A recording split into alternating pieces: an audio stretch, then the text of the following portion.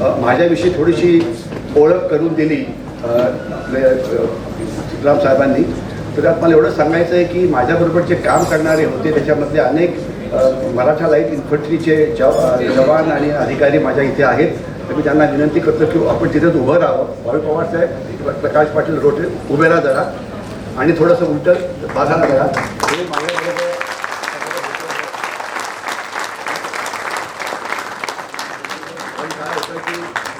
त्यांनी पुष्कळ सांगितलं की आम्ही पुंछमध्ये काम केलं, राजौरीमध्ये काम केलं, दहशतवाद्यांना थांबवलं, त्यांना मारलं. ॲक्च्युली तुम्हाला बाळू पवार साहेबांना तिथे बोलवता आलं असतं की आपण तिथे काय केलं नेमकं, कसे 5 दहशतवादी मारले, काय केलं, परंतु तो एक वेगळा विषय होईल. पण त्यांचं म्हणजे ॲक्नॉलेज करायला पाहिजे की कुठलंही काम होतं हे एकटा माणूस कधीच करत नाही, त्याची टीम असते. आणि मराठा लाईट इन्फंट्री जी आहे त्याचे जे जवान आहेत ते म्हणजे महाराष्ट्रातले असतात. महाराष्ट्राचा अर्थ कर्नाटका पण होतो, गुजरात बॉर्डर पण होते, थोडी छत्तीसगडचे लोक पण असतात, पण म्हणजे बाकी सातारा, सांगली, कोल्हापूर, सोलापूर सगळीकडचे असतात. आणि ऑफिसर्स किंवा अधिकारी जे असतात ते अर्थात ऑल इंडिया म्हणजे म्हणजे देशातल्या कुठल्याही भागातून असतात. तर 7 मराठा आज आम्ही जे काम केलं होतं तर त्याच्या कामाची एक सरकारकडनं ओळख घेतली गेली आणि आज आमची बटालियन जी आहे ती देशाच्या बाहेर युनायटेड नेशन्स मिशनवरती गेलेली आहे, काँगोमध्ये आहे ती. आणि त्याच्याकरता थोडंसं क्रेडिट आम्ही इथले बसलेले लोक ते घेऊ शकतो, कारण त्याकरता एक वेगवेगळ्या पद्धतीने त्याला आपल्याला मार्क्स दिले जातात की तुम्हाला अवॉर्ड्स किती मिळाली, युनिट सायटेशन किती मिळाले, तुमचं नुकसान काय झालं, तुम्ही शत्रूचं नुकसान काय केलं, किती दहशतवादी मारले वगैरे वगैरे. तर हे सगळं मी हे करून मग त्यांना तिथे पाठवलं जातं. तर मला वाटलं की सांगायला पाहिजे, कारण अनेक वेळा सैनिकांचं जे शौर्य असतं, धैर्य असतं ते पुरेसं समोर येत नाही. जो मला आजचा विषय दिलेला आहे व्याख्यान तर पहिले मला कौतुक करायला पाहिजे की 2 वर्षाच्या लॉकडाऊननंतर तुम्ही तुमचं काम सुरू केलेलं आहे आणि बौद्धिक म्हणा किंवा पब्लिक प्रबोधन म्हणा याची फार गरज आहे, कारण देशाच्या समोरची सुरक्षेची आव्हानं आहेत ती इतक्या वेगाने बदली होत आहेत की तुम्ही जे काल शिकला असाल तर आज तुम्हाला कळेल की ते जग त्याच्या पुढे चाललं गेलेलं आहे. तर थोडक्यात मी आपल्याला सांगायचा प्रयत्न करीत की गेल्या 75 वर्षे जे भारताला झालेली आहेत आता, आणि आत्ताच आपण स्वर्णिम जयंती साजरी केली आणि हर घर में तिरंगा वगैरे असे कॅम्पेन आपण केले. तर 75 वर्षामध्ये देशासमोर असलेली सुरक्षेची आव्हानं कशी बदली झाली. 47 साली देश स्वतंत्र झाला. 47 साली आपण पहिले युद्ध लढलो जे 1 वर्ष चाललं, काश्मीरमधलं ते युद्ध होतं. दुसरं युद्ध आपण 1962 साली लढलो चीनशी, त्याच्याविषयी मी नंतर बोलणारच आहे. तिसरं युद्ध आपण 1965 साली लढलो पाकिस्तानशी, जे आपण जिंकलं ते जवळजवळ 3-4 आठवडे चाललं, परंतु त्याच्या आधी घुसखोरी ही जवळजवळ 3 महिने सुरू होती. मग चौथं युद्ध 1971 साली झालं, ज्या वेळेला आपण पाकिस्तानचे 2 तुकडे केले, बांगलादेश वेगळा झाला. त्याच्याविषयी मी थोडंसं बोलण्याचा प्रयत्न करीन. त्यावेळेला मी माझी बटालियननी या युद्धात भाग घेतलेला आहे. एकाच्या लढाईमध्ये पाचरागड आणि कांतानगर 2 जागा त्यांनी त्यावरती कब्जा मिळवला होता. त्यावेळेला मी नव्हतो तिथे, परंतु आमच्या जवानांनी जे शौर्य गाजवलेलं होतं ते मी मुद्दाम यूट्यूबवरती टाकण्याचा प्रयत्न केला होता, कारण आपण प्रत्येक ठिकाणी नसतो एवढं. तर कारण मी 73 सालापासून माझी सैन्यातली कारकीर्द सुरू केली आणि 2009ला तिथून बाहेर आलो.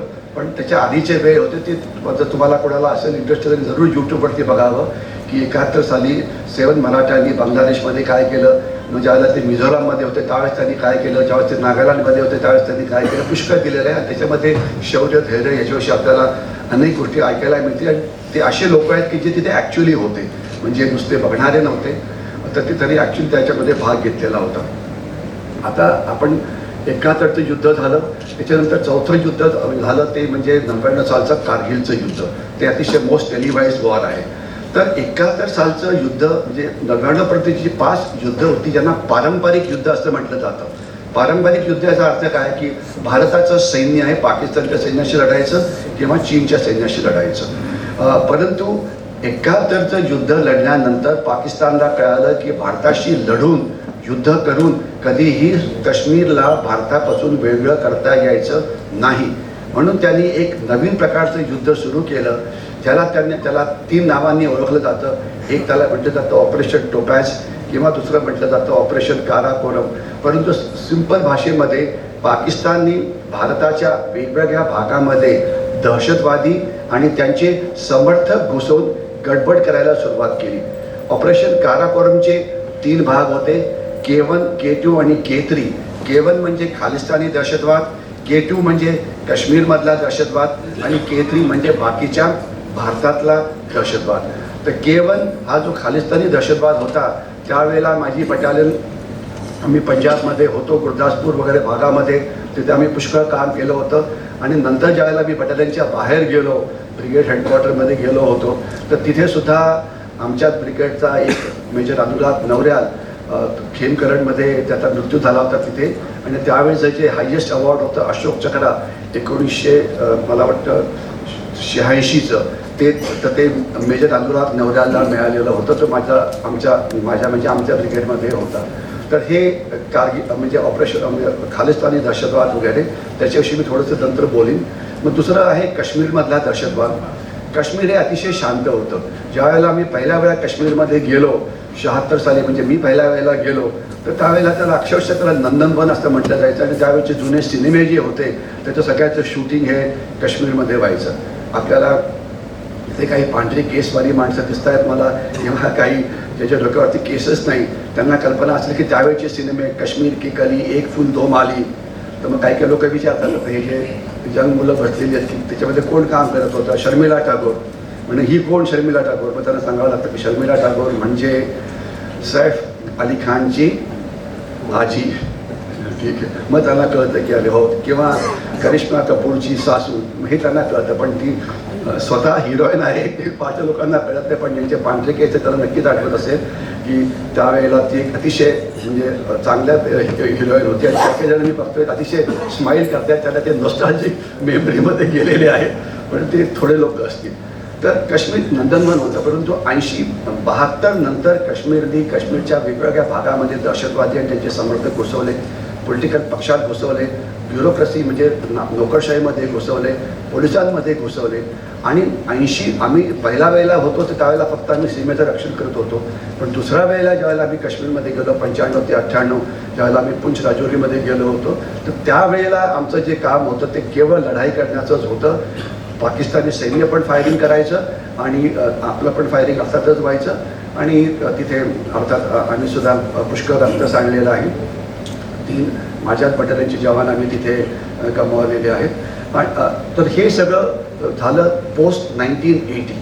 त्याच्यानंतर आम्ही कारगिलमध्ये सुद्धा होतो, जी सुपर हाय अल्टिट्यूड आहे तिथे. आणि 99मध्ये कारगिलचं युद्ध झालं होतं. तो सगळा भाग जिथे युद्ध झालं होतं तिथे आमची बटालियन होती. पण अर्थात म्हणजे त्यावेळेला ती परिस्थिती त्यावेळेची शांत होती, सगळ्या भागामध्ये होती बटालियन. तर ही सगळी पारंपरिक युद्ध.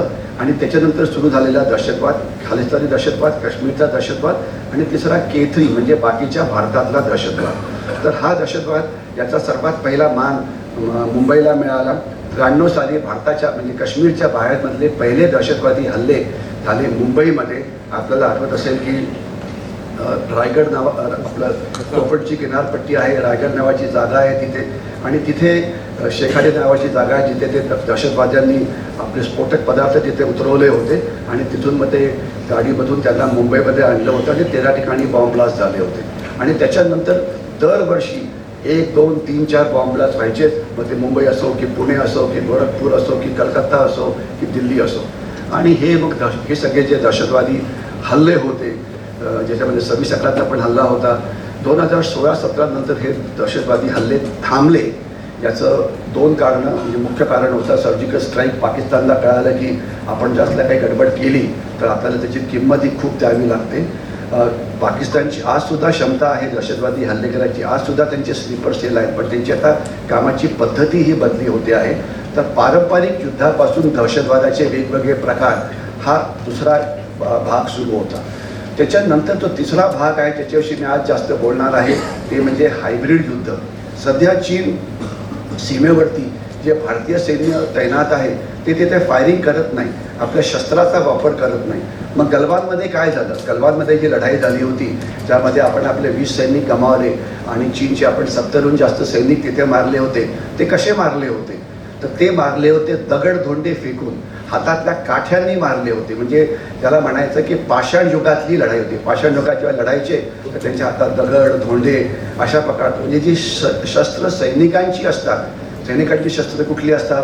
रायफल असते, लाईट मशीन गन असते, मिडियम मशीन, एक सैनिकी शस्त्र, त्याचा वापर तिथे केला जात नाही. म्हणजे 1.5-2 लाख 2.5 लाख सैन्य तिथे आहे, परंतु ते त्याचा वापर करत नाही. धक्काबुक्की करतात, एकमेकाशी बॉक्सिंग करतात, एकमेकाशी कुस्ती खेळतात, पण शस्त्राचा वापर होत नाही. म्हणजे तर हा एक हायब्रिड वॉरचा प्रकार आहे. तर हायब्रिड वॉरविषयी मी नंतर अर्थातच बोलण्याचा प्रयत्न करेन. तर थोडंसं मी इंट्रोडक्शन दिलं की लढाईची जी पद्धती आहे कशा बदली झाल्या, आणि जी सध्याची जी पद्धती आहे ती आपल्याला कळायला पाहिजे. कारण सध्याच्या या हायब्रिड वॉरमध्ये मुख्य जो फरक पडलेला आहे की पारंपरिक युद्धामध्ये सहभाग हा सैन्याचा होता. सैन्य का सर्वात जास्त काम करायचं. मग जे दहशतवादी हल्ले झाले तर त्याच्यामध्ये जिथे हल्ला झाला तिथं काही माणसांचं नुकसान व्हायचं. परंतु आता दहशतवादी हल्ल्यापेक्षा सुद्धा देशाचं नुकसान करायच्या नवीन नवीन पद्धती आपण शोधून काढलेल्या आहेत. तर दहशतवादी हल्ला करायची गरजच काय? तर तुम्ही जर एक बंद केला, तुम्ही रस्ते बंद केले तर 4-4, 5-5, 6-6 हजार कोटी रुपयाचं नुकसान ते देशाचं रोज होतं. जे दिल्लीला 2 रस्ते बंद झाले होते तर त्यावेळेला तुम्ही हा शब्द घाला गुगल सर्चमध्ये की economic losses due to road blockage during farmers education. 5 ते 6 हजार कोटी रुपयाचं नुकसान रोज हे NCR मध्ये होत होतं. NCRचा अर्थ नॅशनल कॅपिटल रिजन. म्हणजे जसं म्हटलं की मुंबई आपण म्हटलं तर नवी मुंबई सेपरेट समजलं जातं, पण ते एकाला लागून येतं. ठाणे डोंबिवली वेगळं समजलं जातं, पण ते जोडलेलं आहे. तसंच जे नॅशनल कॅपिटल रिजन आहे त्याच्यामध्ये दिल्ली, नवी दिल्ली, ओल्ड दिल्ली तर येतात, पण इतर जे मोठे भाग आहेत, नोएडा आहे, गुडगाव आहे, ते सगळं जोडलेलं आहे. मी त्याला काही ते काही वेगळं काही नाही, केवळ महानगरपालिका वेगळी आहे तेवढं सोडून द्या, पण ते जोडलेलं आहे. तर तिथे एवढं प्रचंड नुकसान हे आपलं होत आहे.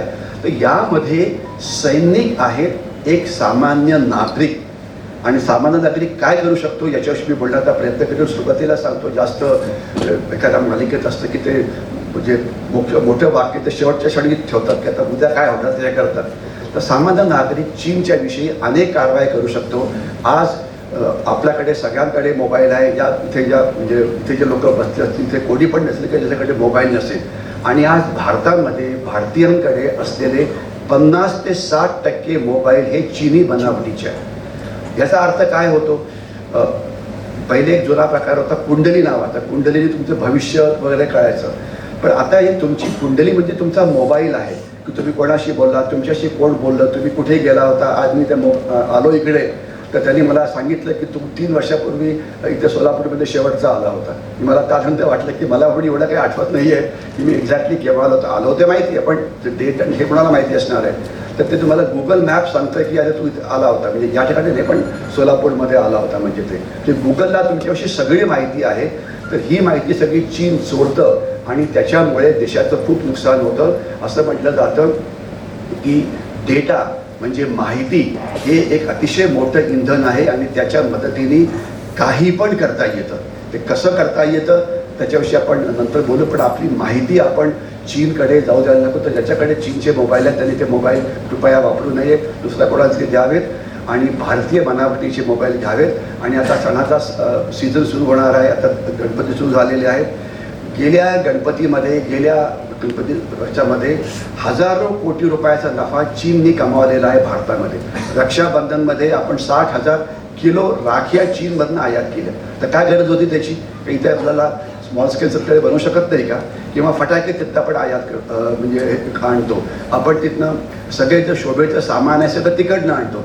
गणपतीच्या मूर्त्या तिकडनं यायला सुरुवात झाली होती.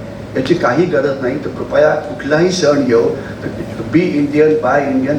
जे देशात बनतं तेच वापरा. चीनी मालांवरती पूर्ण बहिष्कार घाला. हे सुरुवातीचं सांगितलं मी. आता मला जो विषय दिलेला आहे ते आहे की तैवान आणि युक्रेन. आणि हे आता तैवान इतका दूर देश आहे, त्याचा आपल्याशी काय संबंध? युक्रेन तुम्हाला मी नकाशे दाखवतो, त्याचा आपल्याशी काय संबंध? आजकाल होतं असं की होतं जगामध्ये काहीतरी, पण त्याचा परिणाम हा सगळ्या जगावरती होतो. आणि तैवान तैवानमध्ये ऑलमोस्ट युद्ध चाललं आहे, तर त्याचा काही चांगले परिणाम भारतावरती होत आहेत. चीनची जी दादागिरी आहे त्याच्यामुळे सगळे देश त्रस्त झालेले आहेत. आणि आता चीन हे जे एक इंडस्ट्रीयल हब होतं जगाचं, मॅन्युफॅक्चरिंग सेंटर होतं जगाचं, आता अनेक कारखाने तिकडनं शिफ्ट होऊन भारतामध्ये येत आहेत, इतर ठिकाणी पण जात आहेत. तर हा एक म्हणजे कुठल्याही संकटामधून त्याचा फायदा कसा घ्यायचा हे जास्त महत्त्वाचं असतं. कारण तैवानशी चीननी कसं वागावं आपण ते त्यांना फारसं सांगू शकत नाही. युक्रेन युद्ध कसं लढावं हे काही सांगू शकत नाही. आपल्या हातात हे असतं की जी परिस्थिती निर्माण झालेली आहे या परिस्थितीचा सर्वात चांगला फायदा आपण कसा करून घ्यायचा आणि तो आपण बऱ्यापैकी घेतो आहे. आजच आपण जर पेपर वाचला असेल टाइम्स ऑफ इंडिया म्हणा किंवा हे, तर आज आपली जी देशाची जी अर्थव्यवस्था आहे ती जर मला आकडेवारी नीट आठवत असेल तर या क्वार्टरमध्ये 13.5 व 13.6% वाढली आहे. ही जगातली सर्वात जास्त वाढ आहे, लक्षात ठेवा. आणि चीन आणि पाकिस्तान जे आपले शत्रू आहेत, चीनची वाढ ही 0.4% आहे, म्हणजे 1% कमी. लक्षात ठेवा. अमेरिका आता रिसेशनमध्ये चाललेला आहे. म्हणजे 3 मोठ्या अर्थव्यवस्था आहेत. एक तर युनायटेड स्टेट्स ऑफ अमेरिका, दुसरा आहे युरोपियन युनियन, त्याच्यात सगळे युरोपीय देश येतात, तिसरं चीन. या 3 अतिशय मोठ्या अर्थव्यवस्था आहेत. भारत नंबर 5 वरती येतो. तर या तिन्ही अर्थव्यवस्था आपल्या मागे आहेत हे लक्षात ठेवा. ठीक आहे. तर ते खरोखर कौतुक करायला पाहिजे त्याच्याकरता. तर जगामध्ये काय होतं याचा आपल्यावरती परिणाम होतो. तर थोडं आपण त्याच्याविषयी बोलण्याचा प्रयत्न करू. इथे जास्त लांब करणार नाही. तर एक परिणाम की जो सगळ्यांना कळतो तो म्हणजे हे सगळ्यांना माहिती आहे. हा काय परिणाम आहे की हे चीनी व्हायरस. काही जण डॉक्टर मंडळी त्यांना करोना म्हणतात, चुकीचं येत आहे. नाव खरं काय आहे चीनी व्हायरस, चुकीचे नाव वापरू नका. ठीक आहे. किंवा कोणी त्याला हे पण म्हणतं काय करोना, दुसरं अजून कोविड. अजिबात नाही, त्याचं नाव आहे चीनी व्हायरस. हा चीनमधून तयार झाल्याच्यात काही डाऊट नाही. यामुळे भारताचं किती नुकसान झालं. आज जवळजवळ तर मला आकडेवारी नीट आठवत असेल तर 8 लाख भारतीय याच्यामध्ये गेले आहेत. इतकं नुकसान कुठल्याही झालं नाही. जेवढी युद्ध भारत लढलेलं आहे आणि जेवढं नुकसान आपलं आर्थिक झालेलं आहे त्याच्या 100 पटीने जास्त नुकसान याने केलं. आपलंच केलं असं नाही, सगळ्या जगाचंच केलेलं आहे. सगळ्या जगात 2 मोठी महायुद्ध लढली गेली, पहिलं आणि दुसरं. तर सगळे जर नुकसान जर एकत्र केलं की जी 4-4 वर्ष चालली, तर या व्हायरसमुळे त्या जगाचं सर्वात जास्त नुकसान झालं आहे. तर तुम्ही याला जैविक दहशतवाद म्हणा, म्हणजे बायोलॉजिकल टेररिझम, किंवा याला दहशतवाद म्हणणं चुकीचं आहे. त्याला ॲक्च्युली तुम्ही जैविक महायुद्ध म्हणायला पाहिजे, जैविक वर्ल्ड वॉर म्हणायला पाहिजे. आणि अजून ते संपण्याचं लक्षण नाही. ते केव्हा संपणार आहे कोणीही सांगू शकत नाही. तर हा एक प्रकार झाला. हा स्वतः हायब्रिड वॉरचा एक प्रकार आहे. काही शस्त्र फायर झाले का? अजिबात नाही. पण अर्थव्यवस्था कशी उद्ध्वस्त झाली, संपूर्ण सगळं बंद पडलं आपलं. ठीक आहे ना. तर त्याच्यामध्ये त्याचा आपण चांगला वापर कसा करू शकतो ते आपण नंतर बोलू त्याच्याविषयी.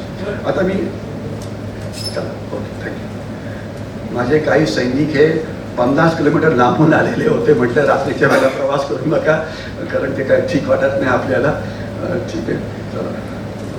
चला आणि हे जे बाळू पवार साहेब गेले त्यांच्याशी शेवटची सर्व्हिस आम्ही 98 साली शेवटची सर्व्हिस केली होती. म्हणजे आता किती वर्ष झाले? 2 आणि 24 वर्षांनंतर तर त्यांना वाटतं की जर 50 किलोमीटर प्रवास करून येऊन भेटावं तर त्यांचंच कौतुक करायला पाहिजे. कंपल्सरी नव्हतं की ते येणं म्हणजे ते 24 वर्षांनंतर बरं का. शेवटचा संबंध 24 वर्षापूर्वी होता. चला ओके.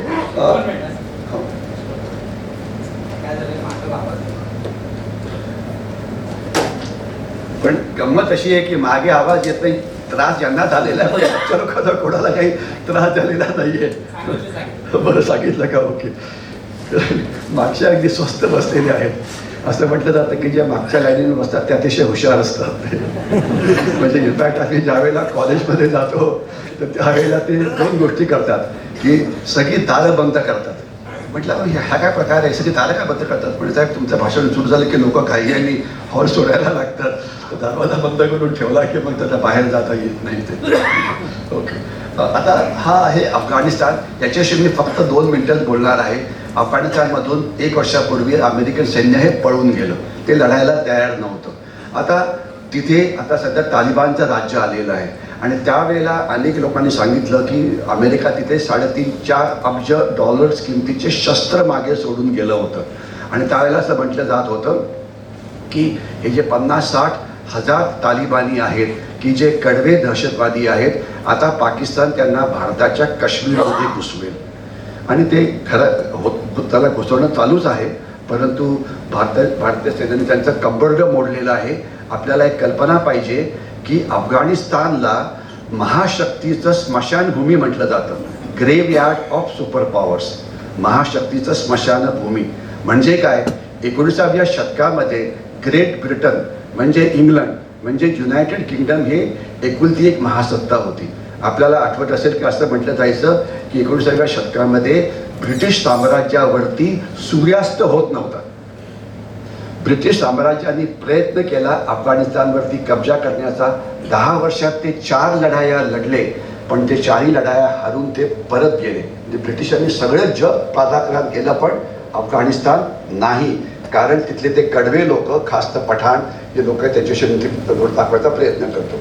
मग नंतर 1980च्या दशकामध्ये एक सुपर पॉवर होती USSR, United Soviet socialist Republic, ज्याच्यामुळे ते तुटलं.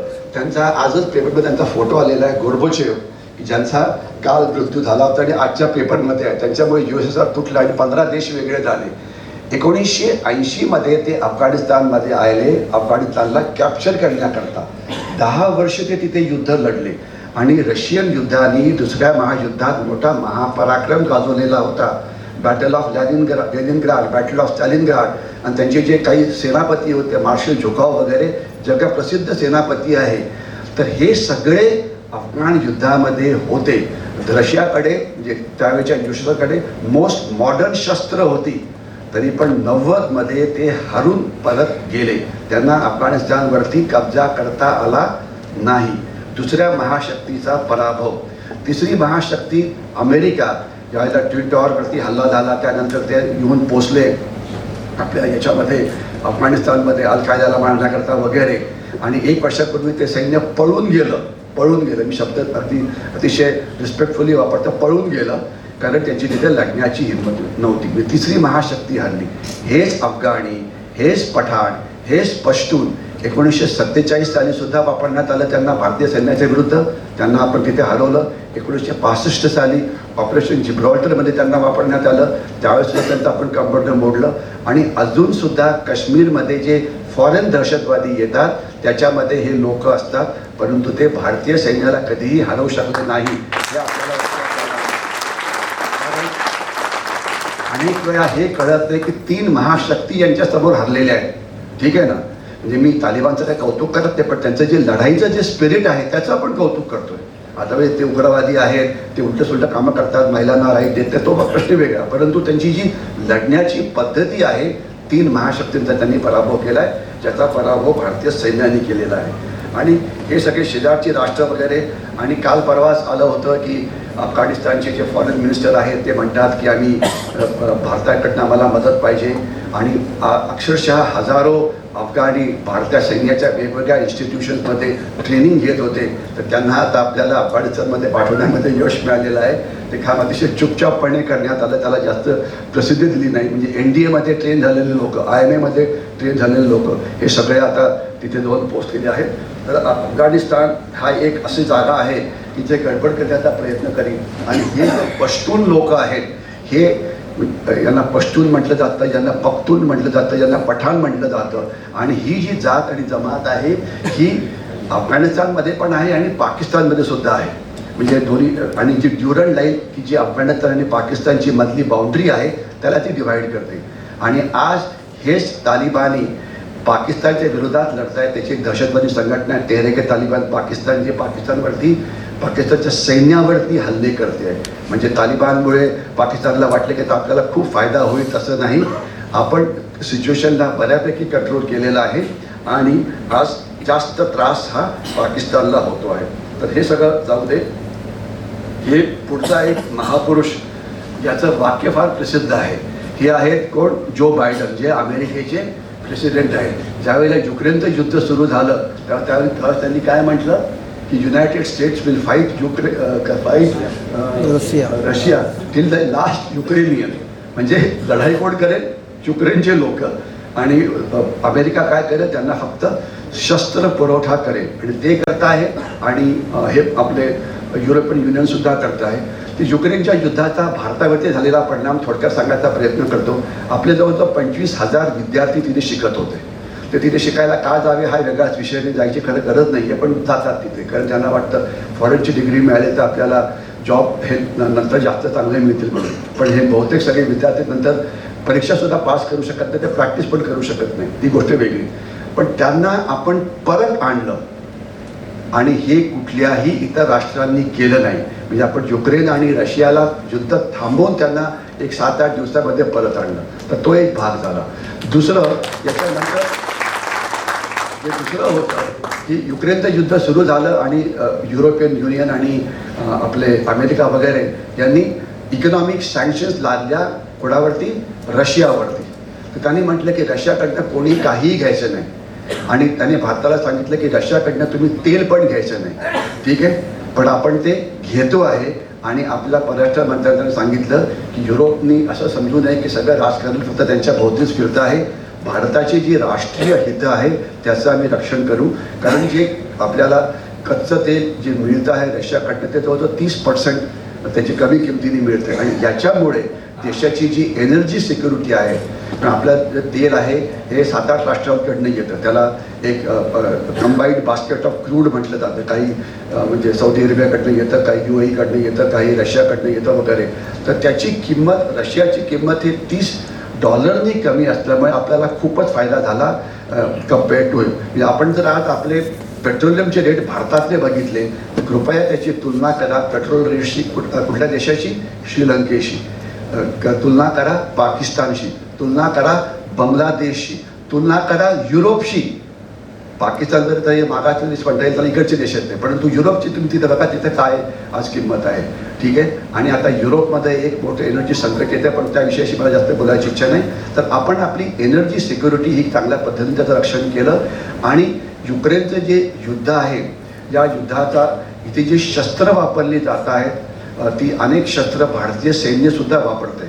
म्हणजे तिथे सुखोई विमानं वापरली जातात, आपण ती वापरतो. तिथे T-90 रणगाडे वापरले जातात, ते आपण वापरतो. त्या काही तोफा वापरल्या जातात, ते आपण वापरतो आहे.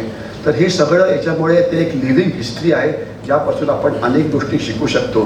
परंतु सर्वात महत्त्वाचा जो म्हणजे मुद्दा जो शिकण्याकरता मिळतो ते म्हणजे असा, आजच्या या ज्या महाशक्ती आहेत, अमेरिका असो की रशिया असो, ज्यांचे सैनिक हे लढण्याकरता तयार नाहीत. ते लांबून फक्त मिसाईल्स फायर करतील किंवा याचा फायर होतील, परंतु जवळ जाऊन ज्याला क्लोज क्वार्टर बॅटल म्हटलं जातं ते लढण्याकरता तयार नाहीत. हे चीनचं पण हेच हाल आहे, रशियाचा पण हाच हाल आहे. तसं भारतीय सैन्याचं नाही. ज्याला आपण 70 चीनी सैनिक मारले 19 गलवानमध्ये 1978 नंतर किंवा 1979 नंतर चीनी सैन्याचं रक्त सीमेवरती पहिल्या वेळा सांडलं. कारण त्याच्या आधीची शेवटची लढाई जी चीन लढलं होतं ते व्हिएटनामशी लढलं होतं, ज्यामध्ये त्यांचा पराभव झाला होता. ती त्यांची लढाई होती, त्यानंतर ते लढलेले नाही आहेत. तर चीनी सैन्याचं जी फिजिकल लढाई आहे त्याची आपण जास्त काळजी करू नये. आत्ताच आपण म्हटलं की चीन आपल्याला त्रास देते, ते हे करते वगैरे, तर त्याची जास्त काळजी करू नका. चीन कशा प्रकारे प्रोपगंडा वॉरफेअर करत आहे, डिसइन्फॉर्मेशन वॉरफेअर करते, याच्याविषयी मी नंतर थोडंसं बोलण्याचा प्रयत्न करेन. पण आता आपण थोडंसं युक्रेनविषयी अजून एक बघा. हा युक्रेन देश कुठे आहे आणि या युद्धामध्ये एक आपल्याला असं दिसतं आहे की युक्रेन युद्धामुळे आज जागतिक बाजारावरती खूप परिणाम झालेला आहे. आणि त्याचा एक फायदा आपल्याला असा मिळाला की आपले गहू, आपले तांदूळ आता आपण इंटरनॅशनल मार्केटमध्ये सुद्धा विकतो आहे. आणि गेल्या काही वर्षांमधले सर्वात जास्त व्हीट, सर्वात जास्त राईस हा आपण मार्केटमध्ये विकला आहे. कारण आपलं युक्रेन आणि रशिया वेळ बनवतात, म्हणजे 30% जो गहू जगाला पुरवला जातो तो तिकडनं येतो. आणि आत्ता सध्याच्या परिस्थितीमध्ये युरोपची हालात खूप खराब आहे. तिथे एक अभूतपूर्व असा दुष्काळ पडलेला आहे. सगळ्या नद्या तिथे आटलेल्या आहेत. नंबर 1 गोष्ट. अमेरिकेत दुष्काळ पडलेला आहे, चीनमध्ये दुष्काळ पडलेला आहे. आता अमेरिका म्हणा किंवा चीन म्हणा किंवा युरोप म्हणा, त्यांची आर्थिक शक्ती पुष्कळ आहे, तर त्याच्यामुळे ते आता मोठ्या प्रमाणामध्ये अन्नधान्य खरेदी करतील. आणि ती आपल्याला एक संधी आहे. आपल्या अन्नधान्याची जी प्राईस आहे ती वाढवण्याकरता, तर त्याचा फायदा आपण घेऊ अशी आशा करायला काही हरकत नाही. कारण यावेळेला नशिबाने पाऊस हा बरा झालेला आहे आणि वॉटर टेबल जे खूप खाली गेलं होतं ते आता पुष्कळ वर आलेलं आहे.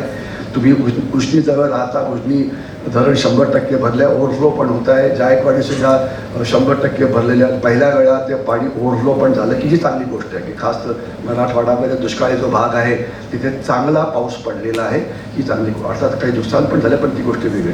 तर युक्रेनच्या युद्धाचा आपण कसा फायदा करून घ्यायचा हे आपल्याला कळायला पाहिजे. आणि युक्रेन युद्धामध्ये आज 20% भाग युक्रेनचा हा रशियाने कॅप्चर केलेला आहे. परंतु ते युद्ध आता म्हणजे हळूहळू सुरू आहे. सगळ्यांची दोन्ही देशांची आता जी ॲम्युनिशन आहे संपलेली आहे. ते ॲम्युनिशन तयार करतात, फायर करतात, पुन्हा युद्ध बंद पडतं. कारण किती वेळा फायर करायला तुम्ही शेवटी म्हणजे. तर म्हणजे आता त्याच्याकडे ॲम्युनिशनच नाही आहे. मग ॲम्युनिशन संपली की मग थोड्या वेळ ते वाटाघाटी करायला लागतात वगैरे वगैरे. म्हणजे इतक्या लांब युद्ध जर करायचं असेल तर एवढं प्रचंड प्रमाणात लागणारी ॲम्युनिशन कुठलाही देश तयार करू शकत नाही. आणि अमेरिका तयार करू शकत नाही आहे की जे मदत करतायत युक्रेनला, आणि रशिया करू शकत नाही जे स्वतःला त्याला फायर करायचं आहे. तर आपण कल्पना करू शकतो की मोठं लांब युद्ध त्याचा त्रास देऊ शकतो. आज 2 मिनटं आपण तैवानविषयी बोलूया. हा साऊथ ईस्ट एशियाचा देश, आणि आपण जर बघायला वरती तिथं आपलं तैवान दिसेल, तो चीनचा भाग आहे.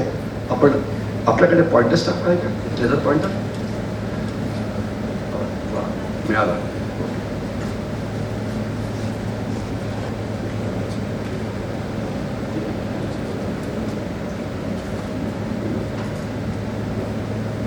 हा तैवान आहे, हा चीन आहे, आणि हे सगळे साऊथ ईस्ट एशियाचे देश आहेत. ठीक आहे. तर तैवान आपल्यापासून खूपच दूर आहे. म्हणजे काय त्याच्यावर एवढी जास्त काळजी करायची काही गरज नाही आहे. ठीक आहे ना. परंतु फायदा असा आहे की तैवान जी आहे ती super power of semi conductors आहे. सेमी कंडक्टर हे एक अतिशय बेसिक मटेरियल ज्याचं डिटेलमध्ये जात नाही. कुठल्याही गोष्टीत सेमी कंडक्टर वापरला जातो, right from automobile to anything. आणि ते तैवान खूप चांगलं करतं, आणि त्यांच्याशी आता आपला फ्री ट्रेड होण्याची शक्यता आहे. तर तो एक भाग झाला. आणि तैवानमध्ये जी दादागिरी चीन करतोय त्याच्यामुळे आता सगळं जग हे चीनच्या विरोधात चाललेलं आहे. आणि ते आता भारताकडे एक प्रॉडक्टिव्ह देश म्हणून बघायचा प्रयत्न करतायत. तर याच्यामुळे तो फायदा आपल्याला नक्कीच हा होतो आहे. अदरवाईज तैवानचं युद्ध चीन करेल का, हल्ला होईल का, तर त्याच्यावरची माझं असं ओपिनियन आहे की फिजिकल वॉर म्हणजे पारंपरिक युद्ध व्हायची शक्यता फार कमी आहे. परंतु हायब्रिड वॉर म्हणजे दमदाटी करायची, म्हणजे आज तैवानच्या हद्दीमध्ये चीनी विमानं काही आत येतात, त्यांच्या बोटी त्यांच्या किनारपट्टीपाशी आल्या आहेत. त्यांनी लाईव्ह फायरिंग केलेलं आहे, म्हणजे हवेत फायर केला आहे पण भागातून फायर केलेला आहे, त्याच्या पाणबुड्या आल्या आहेत वगैरे. तर असे प्रकार सुरू आहेत. परंतु जे युद्ध सैन्यविरुद्ध सैन्य ते करायची हिंमत चीनकडे आहे का, तर ती शक्यता ही फारच कमी आहे. कारण चीन अशा गोष्टी करत नाही. त्यांना वाटतं की जगादी त्यांच्या हायब्रिड वॉरलाच घाबरून जावं, बाकी काही करू नये. ओके. तर हा एक तैवानचा थोडा मोठा हिस्सा, 150 किलोमीटरचा मध्ये समुद्र आहे.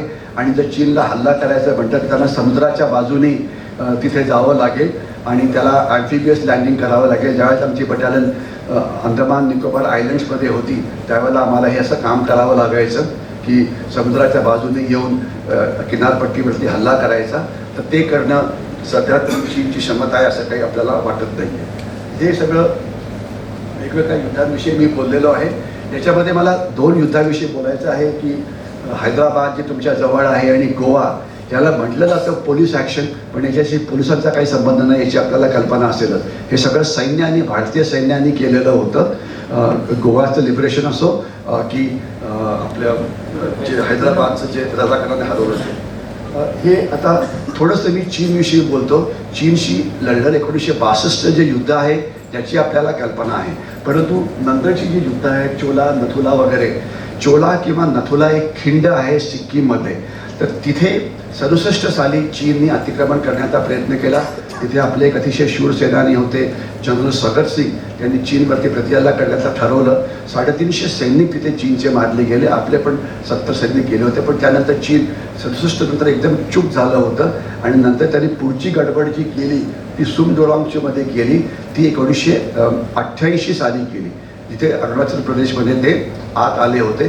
त्यावेळेला सुद्धा एक आक्रमक सेनानी होते भारतीय सैन्याचे, जनरल सुंदरजी म्हणून होते. ज्यावेळेला राजीव गांधी पंतप्रधान होते त्यावेळेचे ते चीफ ऑफ आर्मी स्टाफ होते. तर त्यावेळेला त्यांनी सुद्धा चीनची अशीच पिटाई केली होती. आणि तिसरं जे डोकलाम आहे, डोकलामविषयी आपण सगळ्यांनी बघितलेलं आत्ताच झालं होतं. 74 दिवसाच्या स्टँड ऑफ त्यांचं चीन तिथनं परत गेलेलं आहे. आणि त्याच्यानंतर गलवानविषयी मी थोडक्यात बोललेलो आहे आणि हायब्रिड वॉरविषयी मी येणाऱ्या काळामध्ये बोलेन. तर हे 1962 युद्ध याच्याविषयी मी आपल्याला एवढं सांगू इच्छितो की असं काही काही वेळा म्हटलं जातं की हे जे युद्ध आहे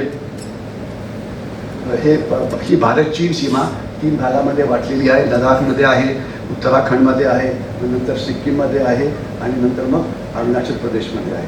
या 3 भागाचे सैन्य वाटले. हे डोकलाम जिथे हे झालेलं होतं, हे ट्राय जंक्शन आहे. भूतान, भारत आणि चीनची सीमा इथे मिळते. इथे ते चीन आत यायचा प्रयत्न करत होता. त्यांनी आता हे चीनी ड्रॅगनचं माझं एक पुस्तक होतं, हे पुस्तक आता संपलेलं आहे. त्याच्यानंतर हे आता नवीन पुस्तक जे हायब्रिड वॉरवरती मी आता ते लिहिलेलं आहे. ओके. आणि माओवादावरती लिहिलेलं पुस्तक वगैरे. आपले जे एक अतिशय मोठे विद्वान होते चाणक्य यांनी हजारो वर्षापूर्वी म्हटलं होतं की कुठल्याही देशाला 4 प्रकारचे शत्रू असतात. पहिला शत्रू बाहेरून येतो, त्याला मदत आतून मिळते. दुसऱ्या प्रकारचा शत्रू आत असतो, मदत बाहेरून मिळते. तिसरा प्रकारचा शत्रू हा बाहेरून येतो आणि त्याला मदत ही बाहेरून मिळते. आणि चौथा प्रकार म्हणजे जसा 26 अकराचा हल्ला कसं बाहेरनं आला आणि त्याचं सगळं कमांड कंट्रोल मदत ही सगळी बाहेरनं होत होती. आणि चौथा शत्रू आतला शत्रू ज्याला आतनं मदत मिळते हा महाभयंकर असतो, हे चाणक्यांनी त्यांनी म्हटलं होतं. आणि आज आपली जी अंतर्गत सुरक्षेची आव्हानं आहेत ती बाह्य सुरक्षेपेक्षा कितीतरी जास्त आहे. मी पुन्हा रिपीट करतो की चीनची आपण काळजी करू नका. फिजिकल वॉरविषयी मी बोलतोय, म्हणजे सीमेवरचं युद्ध म्हणता येईल, सैन्यविरुद्ध सैन्य, त्याची काळजी नको. शस्त्र अजूनसुद्धा आपल्याला आधुनिक करावी लागते, तो प्रश्न वेगळा आहे. परंतु जे आहे त्याने आपण चीनशी लढू शकतो, पाकिस्तानशी लढू शकतो, तो प्रॉब्लेम नाही आहे. प्रॉब्लेम जो आहे तो हायब्रिड युद्धाचा. आपण हा पुढचा नकाशा बघा, त्याच्यात आपल्याला भारत पण दिसेल, चीन पण दिसेल.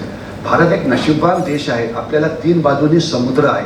तर त्याच्यामुळे युद्धजन्य परिस्थितीमध्ये कुठलाही देश भारताची अडवणूक करू शकत नाही. कारण 7,600 किलोमीटरचा किनारा ब्लॉक करणं काही सोपं नाही आहे.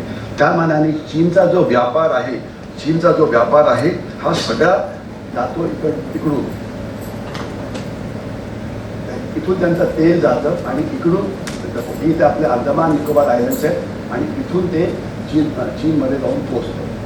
95% व्यापार असा काही इकडनं जातो.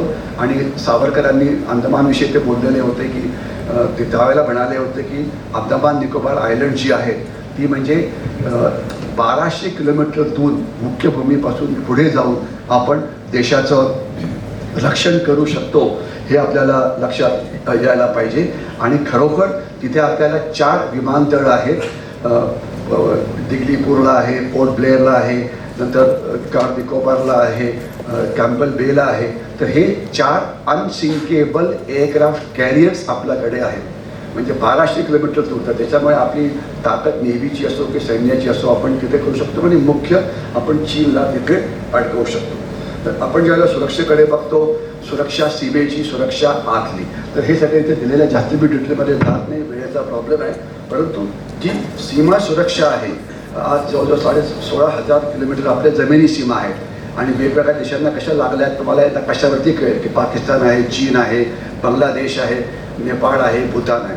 आणि समुद्री सीमा 7,600 किलोमीटर. परंतु आपल्याजवळ मालदीव आहे, आपल्याजवळ श्रीलंका आहे. आणि याच्याशिवाय आपल्याकडे 2 द्वीपसमूह आहेत. अंदमान निकोबार आयलंड्स जी बे ऑफ बेंगॉल म्हणजे बंगालच्या उपसागरात आहे, आणि लक्षद्वीप आणि मिनिकॉय आयलंड्स जी अरेबियन समुद्रामध्ये आहेत. तर ही एक खूप चांगली गोष्ट आहे. आणि हा आहे पाकिस्तान, हा भारताचा शत्रू आहे. याच्याविषयी बोलण्यात काही जास्त अर्थ, सगळ्यांनाच माहिती आहे की पाकिस्तान हा आपला शत्रू आहे. परंतु आज पाकिस्तानची आजची परिस्थिती काय आहे? आजची परिस्थिती पाकिस्तानची अशी आहे की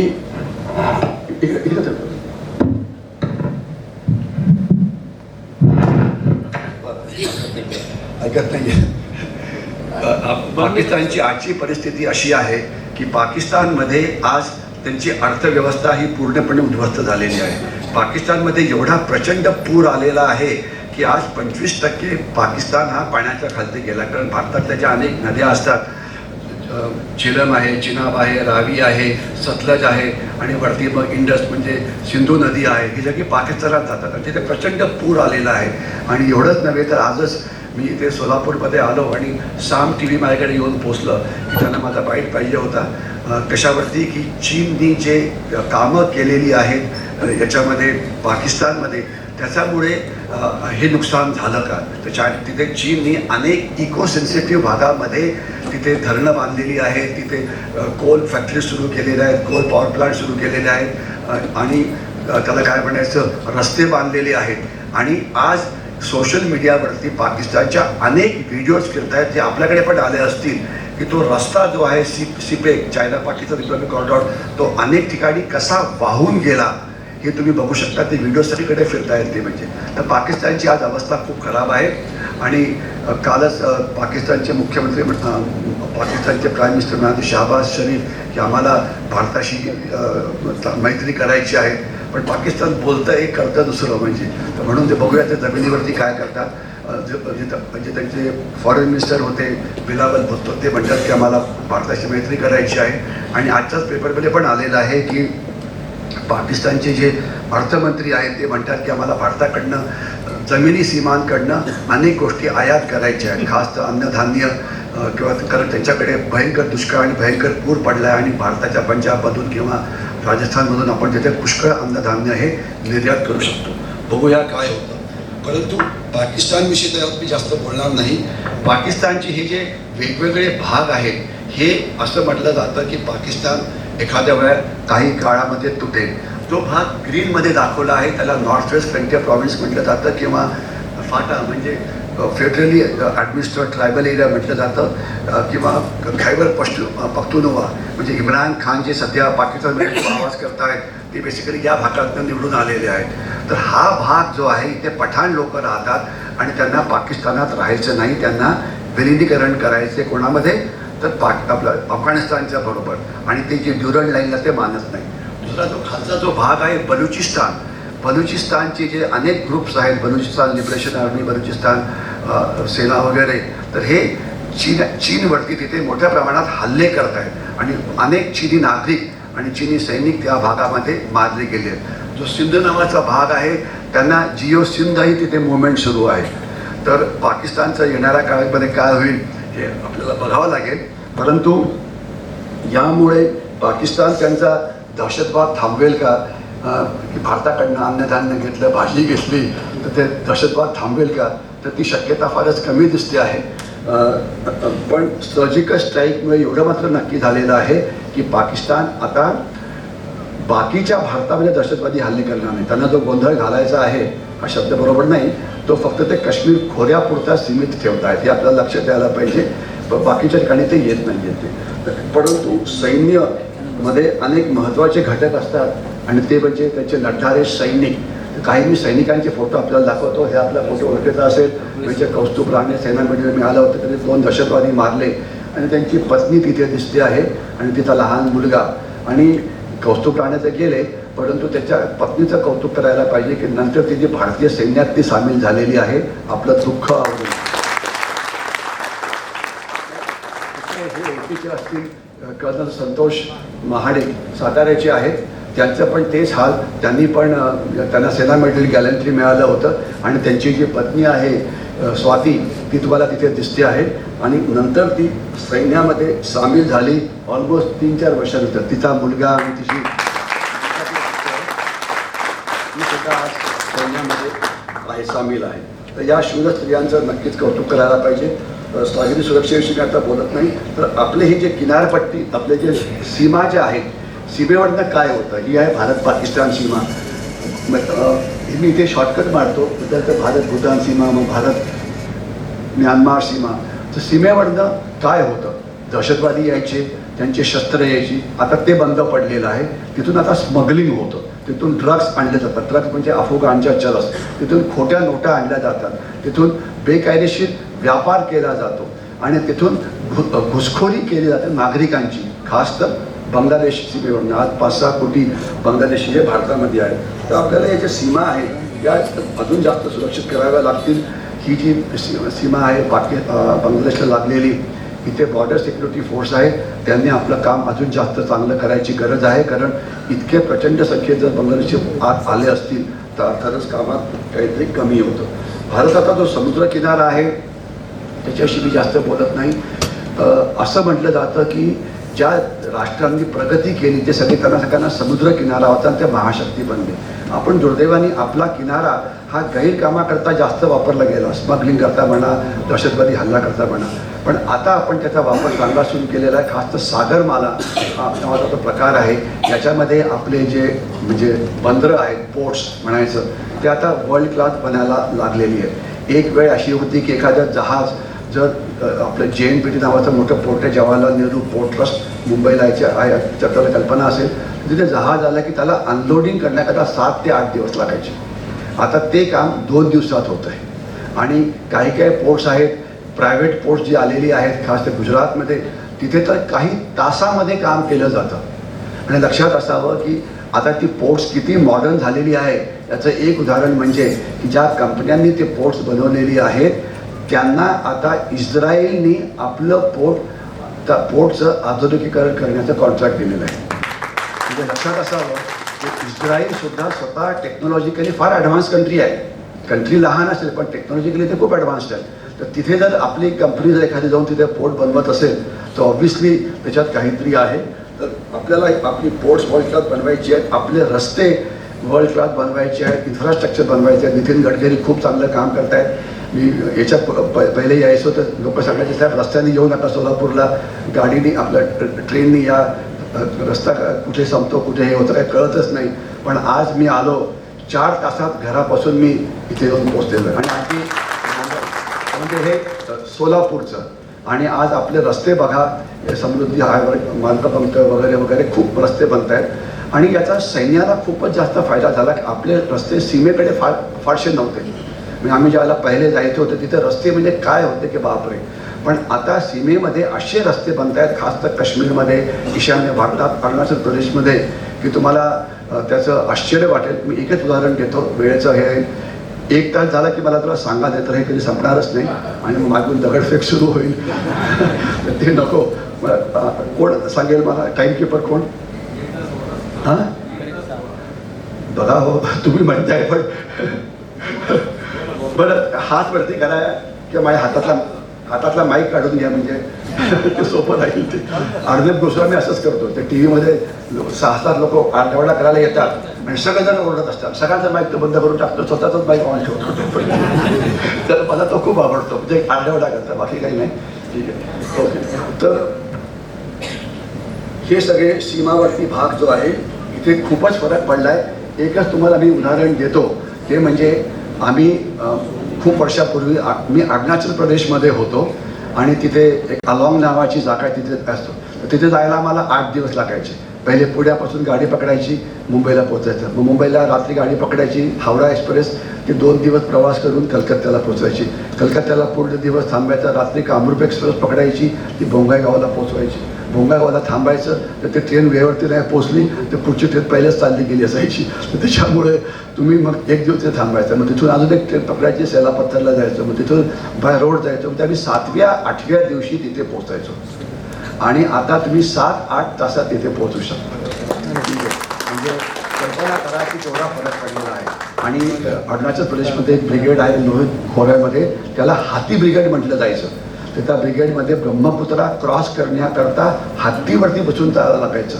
आणि त्या नदीत आत पाणी असायचं, तर पाण्याचा वेग वाढला की हत्ती रिव्हर्स गिअर लावायचा, ते मला जाता येत नाही, मग आपण पार करायचं नाही. तर आता तिथे आपण बोगी बिल नावाचा एशिया खंडातला सर्वात मोठा ब्रिज बनवलेला आहे. तो काय आहे त्याची कल्पना फक्त सैनिक करू शकतात की काय आहे. ठीक आहे, की आता ईस्ट आणि वेस्ट बँक जो आहे ब्रह्मपुत्रा तो जोडला गेलेला आहे. आणि याच्यामुळे आपली लढण्याची जी क्षमता आहे ती म्हणजे नागरिकांची हे तर वाढतेच आहे, त्यात काही डाऊट नाही आहे, पण लढण्याची क्षमता वाढते. कारगिलविषयी मी फक्त 1 मिनिटच बोलतो. जुन्या काळामध्ये लेहला जायला फक्त एकच रस्ता होता, तो म्हणजे वाया श्रीनगर, म्हणजे जम्मू श्रीनगर, त्याच्यानंतर झोजिला पास, तिथून मग खालती द्रासपासून कारगिलपासून मग बुदखरबू आणि मग याला जायचा. तर एक 4-5 दिवस त्याला लागायचे. आता तिथे गडकरी एक टनेल तयार करतायत, त्याला झोजिला टनेल म्हटलं जातं. 2023 पर्यंत काम करायला लागेल. आणि हा रस्ता फक्त 6 महिने उघडा असायचा आणि बाकीचे 6 महिने आम्हाला मग विमानाने जावं लागायचं, कसं करावं लागायचं. तर आता हा रस्ता जवळजवळ 11 महिने उभा राहणार आहे. आणि दुसरं दुसरा रस्ता हिमाचल प्रदेशच्या बाजूनी बांधला गेला आहे, ज्याला खरदुंगला किंवा असं म्हटलं जातं. आज पठाणकोटपासून लेहमध्ये गाड्या 8 तासात पोचत आहेत, की जे आम्ही 8 दिवसामध्ये करायचो ते आता 8 तासामध्ये होत आहे. आणि ऑलमोस्ट 10-11 महिने वर्षामधून. आणि ही जर झोजिला टनल थ्रू झाली की जी आता होईलच, तर म्हणजे अक्षरशः क्रांती म्हणता येईल. आणि याच्यामुळे आपली जी चीनशी लढण्याची क्षमता आहे ती अजून जास्त वाढेल. पटकन पुढे जातो. हा एक काश्मीरचा भाग ज्याच्याविषयी आपण खूप बोललो होतो. आम्ही आमचा अर्धा आयुष्य इथंच काढलेला आहे. तो भाग लाल हिरव्यात दाखवला आहे तो आहे पाकिस्तानी ऑक्युपाईड काश्मीर. पाकिस्तानकडे गेला, तिथे भारतीय सैन्य म्हणजे जवळजवळ मध्यभागी पोहोचलं होतं. मुझाफराबाद जी त्याची राजधानी आहे तिथपर्यंत पोहोचलं होतं. पण राज्यकर्त्यांनी आपल्याला परत बोलवलं, कारण त्यांना वाटलं की पाकिस्तानशी जर आपण चांगलं वागलो होतं पाकिस्तान पण आपल्याला चांगला वागेल. तसं काही झालं नाही. जो लालमधला भाग आहे तो 1961 साली गेला कोणाकडे? चीनकडे, युद्ध न करता. आपल्याला कल्पना असावी की भारत स्वतंत्र झाला 1947 साली, ठीक आहे. आणि त्यावेळेला भारताचं 4 लाखच्या आसपास सैन्य होतं. परंतु 1961 पर्यंत भारत चीन सीमेवरती भारतीय सैन्य नव्हतं. मग सीमेचं रक्षण कोण करत होतं? Indian foreign service. तर इंडियन फॉरेन सर्व्हिस कुठे त्यांचं ऑफिस असतं? एकच ऑफिस दिल्लीला. दिल्लीच्या बाहेरच पडत नाही. बाहेर पडले तर मग ते जातात ते लंडनला किंवा न्यूयॉर्कला, ठीक आहे. बाकी कुठे जात नाहीत ते. तर ते आणि मग नंतर मग 1957 किंवा 58 साली ज्या वेळेला थोडेसे हे व्हायला लागलं तर तिथे काही CRPFचे प्लॅटून्स तिथे ठेवण्यात आले. आणि भारताचे जे पोलीस आहेत तर ते एक पोलीस डे म्हणून साजरा करतात की दरवर्षी पोलिसांना श्रद्धांजली वाहण्याकरता ज्यांनी चांगलं काम केलं त्याच्याकरता. तो पोलीस डे म्हणजे काय तर मचुकामध्ये जे CRPFचं प्लॅटून होतं त्याच्यावरती चीनने हल्ला केला, त्याला मारून टाकलं. तर त्याकरता तो हे केला जातो. तर 62मध्ये युद्धामध्ये तिथे सैन्य नव्हतं. ते ऑक्टोबरमध्ये आणलं गेलं पंजाबमधून. तर पंजाबमधली हवा कशी असते? गरम. आणि इकडे कसं बर्फ पडलेला. तर कसं झालं असेल तर युद्ध आपण कल्पना करा. ओके.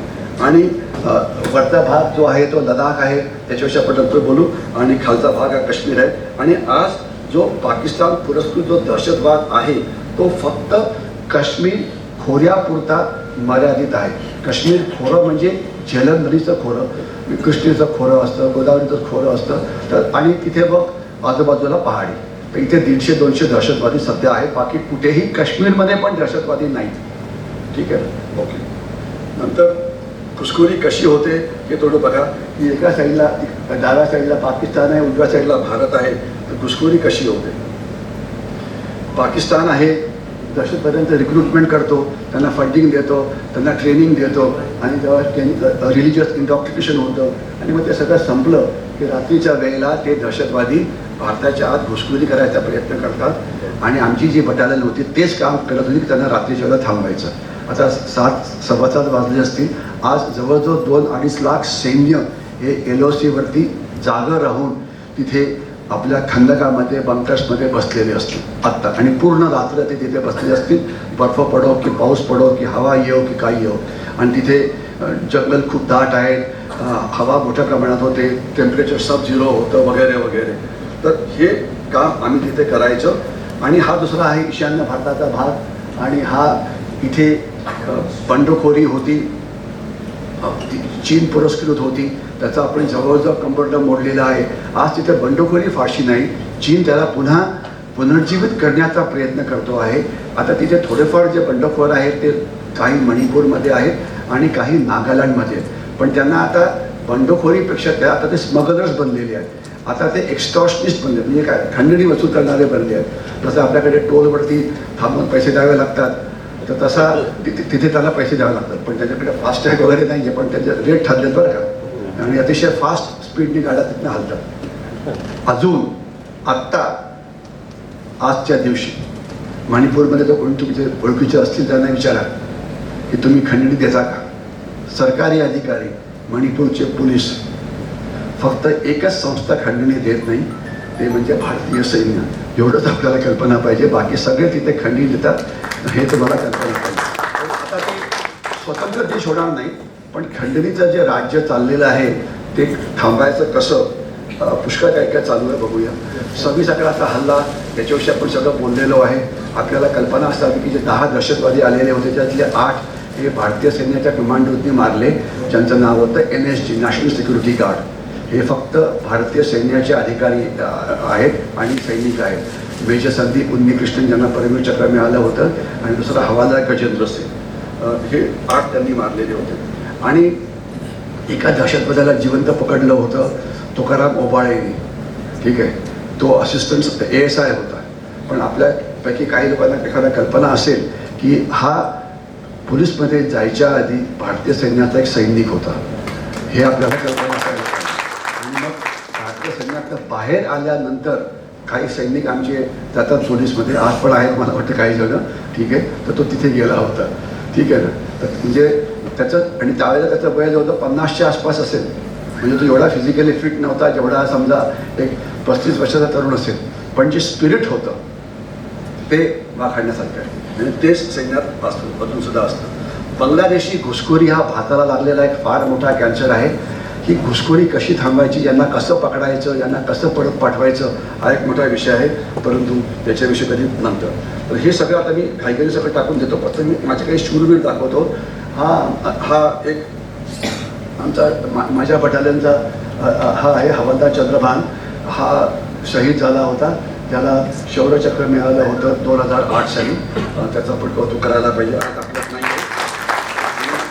दुसरा हा ज्याला कीर्तीचक्र मिळालेलं होतं संतोष राळे, आता पुण्यामध्ये सध्या सेटल झालेला, त्याला आपण ओळखू शकाल की प्रतिभाताई पाटील त्याला ते अवॉर्ड देत आहेत. आणि हे आम्हाला काही मिळालेली अवॉर्ड्स. आणि ज्यांना आपण ओळखता का, असं लिहिलं असतं रेल्वे स्टेशनवरती वगैरे की फोटो असतात, यांना आपण ओळखता का, ठीक आहे. तर बरं थोडक्यात सांगायचं म्हणजे तो मीच आहे तिथे, बाकी यांना तुम्ही ओळखता का. असे अनेक शूरवीर होते, त्याच्याविषयी आता बोलायला वेळ नाही. फक्त एकच सांगतो, हे एक मेजर प्रसाद मोहारकर भंडाऱ्याचे होते आणि ते गेले. तर त्यावेळेला मी एक लेख लिहिला होता की अर्ध्यावरती डाव लुटाला अधुरी एक कहाणी, भातुकलीतल्या खेळामधली राजा एक प्राणी. आणि असे संसार अनेक असे गेलेले आहेत. आणि आज नुसतं महाराष्ट्रापुरतं बोलायचं म्हटलं तर 3 लाख रिटायर्ड सैनिक आहेत अप्रॉक्सिमेटली, आणि जवळजवळ 60-70 हजार या वीरपत्नी आहेत. हे आपलं महाराष्ट्रापुरतं बोलतोय मी फक्त, ठीक आहे ना. की आपण कल्पना करू शकता की आपण किती नुकसान आपलं होत आहे. हे सगळं जाऊ दे. आता हा एक प्रश्न आहे की क्या अच्छे दिन आने वाले हे की नाही. म्हणजे हा एक प्रश्न पुन्हा पुन्हा विचारला जातो. आज मी तुम्हाला आजचंच उदाहरण देतो की बातमी आहे की जगातलं सर्वात जास्त आर्थिक प्रगती आपण केलेली आहे. तर कौतुकास्पद आहे. पण खालती टाइम्स ऑफ इंडिया काय म्हणते की पण याच्या पुढे होणार नाही. अरे बाबा, आज झालंय तर आज तर कौतुक, उद्या काय होईल ते उद्या बघू ना आपण, ठीक आहे ना. म्हणजे कसं, म्हणजे glass is half full half empty वाला प्रकार आहे. मग महाराष्ट्र टाइम्स म्हणते की हो आहे, हो पण आता हेडविंड सुरू झालेले आहेत, पेट्रोलची किंमत वाढणार आहे वगैरे वगैरे. म्हणजे आपल्या लोकांना म्हणजे हे वाटतं की आपण देशाला जर शिव्या दिल्या, देशाचं काही भलं हे केलं तर काहीतरी वाईट होईल म्हणून त्यांना वाटते. म्हणजे ते तर देशाकरता म्हणजे आजचे दिवस येतीलच आणि ते आपल्यालाच आणावे लागतील. म्हणजे 1947 साली ब्रिटिश गेटवे ऑफ इंडियातनं परत गेले होते, तर त्यांना सांगू शकत नाही की तुम्ही त्याच गेटने पुन्हा परत द्या आमच्यावरती राज्य करा. सांगू शकतो का? ते येतील परत ते. किंवा नक्षलवादी तयार आहेत मध्य भारतात राज्य करायला, पण त्यांना राज्य देऊ शकत नाही. किंवा जेहादी तयार आहेत ईशान्य भारतात राज्य करायला, त्यांना राज्य देऊ शकत नाही. तर लोकशाही पद्धतीने जे निवडलेलं सरकार आहे त्यांनीच काम करावं लागेल आणि आपण चांगलं काम करू. आता आपण थोडंसं चीनविषयी बोलूया. कारण ज्यावेळेला आपण चीनविषयी बोलतो तर चीनच्या असं दाखवलं होतं की चीन 7.5 फूट उंच आहे, चीन खूप हे करतं, चीन आपल्याला खूप त्रास देते, त्याच्यात काही डाऊट नाही आहे. परंतु चीनचे अनेक प्रॉब्लेम्स आहेत. चीनमध्ये सोशल मीडिया नाही, चीनमध्ये फेसबुक नाही, ट्विटर नाही, यूट्यूब नाही. आपल्या यूट्यूबवरती हजारो यूट्यूब चॅनल्स आहेत की जे उलटं सुलटं बोलतात भारताच्या विरोधामध्ये. चीनच्या विरोधात कोणी बोलू शकतं का? चीनमध्ये यूट्यूब नाही, फेसबुक नाही. भारताच्या मीडियामध्ये चीनी हस्तक उलटे सुलटे लेख लिहितात. चीनच्या मीडियात आपण लिहू शकतो का?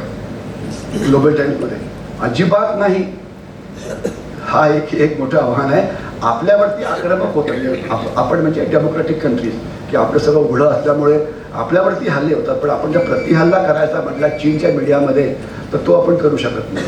ठीक आहे, आता त्याला पण पद्धत आहे. चीन हा एक अतिशय कर्जबाजारी देश आहे. वन बेल्ट वन रोड असं म्हटलं जातं. चीननी $6.5 ट्रिलियन खर्च करून सगळ्या जगाला कर्जबाजारी बनवलं आहे आणि पाकिस्तान त्याच्यातला एक आहे. परंतु आता चीन स्वतः कर्जबाजारी बनला आहे. आज त्यांचं रिअल इस्टेट सेक्टर खाली गेलेलं आहे, टेक्नॉलॉजिकल कंपनीज खाली गेलेल्या आहेत. चीनमध्ये प्रचंड मोठा दुष्काळ पडलेला आहे आणि चीन जॉग्रफी म्हणजे भूगोल चीनच्या बाजूने नाही. चीनचा प्रचंड मोठा भाग हा प्रोडक्टिव्ह नाही. चीनची जी प्रगती आहे ती फक्त साऊथ साईडला बाहेर समुद्राच्या बाजूला आहे. बाकी तिबेटमध्ये काहीच होऊ शकत नाही, शिनझियांगमध्ये काहीच होऊ शकत नाही, मंगोलियामध्ये काहीच होऊ शकत नाही आणि बाकीचा सगळा भाग म्हणजे डोंगराळ भाग आहे. फक्त जी नद्यांची खोरी आहेत ज्यांचे काय होयांगो तिथे आता प्रचंड पूर येत आहेत. तर त्याच्यामुळे चीनची अवस्था सध्या इकॉनॉमिकली ही पुष्कळ खराब आहे. चीनमध्ये अनेक प्रॉब्लेम्स होत आहेत. आज चीनची एक गोष्ट आपल्याला कल्पना पाहिजे, बाह्य सुरक्षेवरती जो चीन खर्च करतो आणि जो खर्च चीन अंतर्गत सुरक्षेवरती करतो, तर चीनचा अंतर्गत सुरक्षेवरती होणारा खर्च हा बाह्य सुरक्षेवरतीपेक्षा 3 पटीने जास्त आहे. म्हणजे चीनचे शत्रू भारत किंवा काय अमेरिका किंवा तैवान वगैरे नाही, त्यांचे शत्रू कोण आहेत? त्यांचे स्वतःचे नागरिक. भारताचं बजेट कसं आहे? आपलं जे अंतर्गत सुरक्षेचं बजेट आहे ते म्हणजे बेसिकली आपलं होम मिनिस्ट्रीचं बजेट आहे आणि जे बाह्य सुरक्षेचं आहे ते by and large ministry of डिफेन्सचं म्हणजे MODचं बजेट आहे. तर आपलं MODचं बजेट म्हणजे मिनिस्ट्री ऑफ डिफेन्सचं बजेट हे आपल्या अंतर्गत सुरक्षेपेक्षा तिप्पट जास्त आहे. म्हणजे आपले शत्रू आपण कोण समजतो? चीन, पाकिस्तान वगैरे वगैरे. चीनमध्ये उलटं आहे आणि चीनमध्ये त्यांनी टायनामेन स्क्वेअरमध्ये काय केलं होतं याची आपल्याला कल्पना असावी. आणि आज चीनमध्ये चीनी राज्यकर्त्यांच्या विरुद्ध पुष्कळ राग आहे. खास तर तिथं लॉकडाऊन हे मोठ्या प्रमाणात सुरू आहे. चीनमध्ये ते ते ते झिरो लॉकडाऊन पॉलिसी त्यांनी सुरू केली, झिरो टॉलरन्स टू लॉक हे म्हणजे. तर आज 11 शहरांमध्ये लॉकडाऊन आहे. आज या वेळेला कल्पना करा.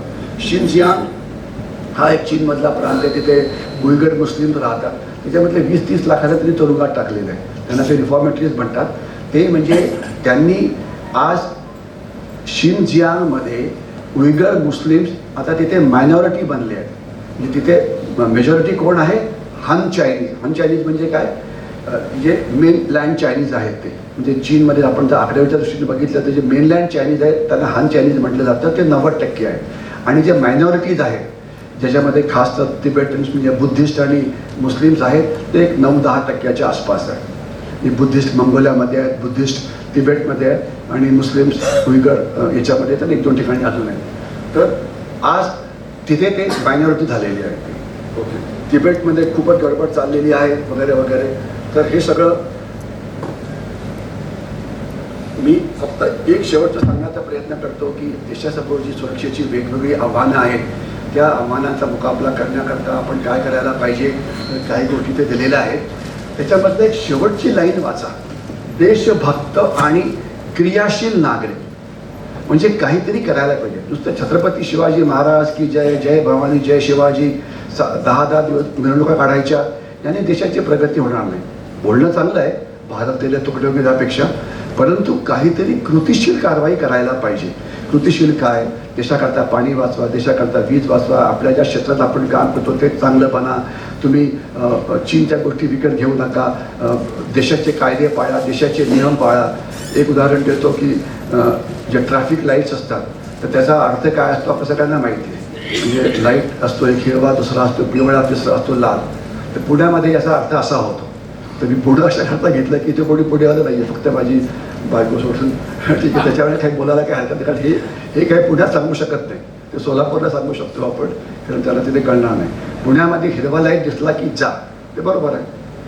जर पिवळा लाईट दिसला की जोरात जा, कारण आता लाल लाईट होणार आहे. आणि लाल लाईट दिसला की अजून जास्त जोरात जा. तर पोलीस इकडे बघत असेल तर इकडचे गायब होतात, पोलिसांनी इकडे बघितलं की इकडचे गायब होतात. म्हणजे ट्रॅफिक रूल तोडणं हा आमचा जन्मसिद्ध हक्क आहे. आणि कोण करतं हे? सगळे 2 व्हीलर्स, 4 व्हीलर्स, यंग लोक, सिनियर सिटीजन, पांढरे केस, टक्कल सगळे. म्हणजे असं एक जात जमात नाही आहे की जे करत नाही. तरी बघा तुम्ही, ठीक आहे. तर हे करायचं काय आपल्याला पाहिजे? स्वच्छ भारत अभियान. की आपल्याला काय सांगायला पाहिजे? थुंकू नका, काय सांगायला पाहिजे का? पर्यावरणाचं नुकसान होऊ नये सांगायला पाहिजे का आहे, ठीक आहे ना. डिजिटली पेमेंट करायला सांगायला पाहिजे का, काळा पैसा कमी होईल त्याच्यामुळे, ठीक आहे ना.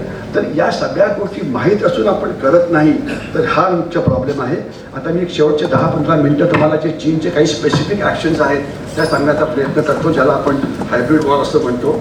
आणि ते जे ते भारताच्या विरुद्ध करतात त्याच्यावर फक्त आपण लक्ष केंद्रित करायचा प्रयत्न करू.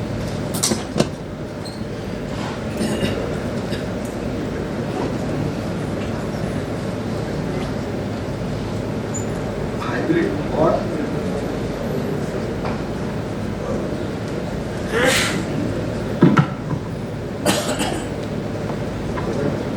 जरा मला इथे माझा चष्मा गायब झाला,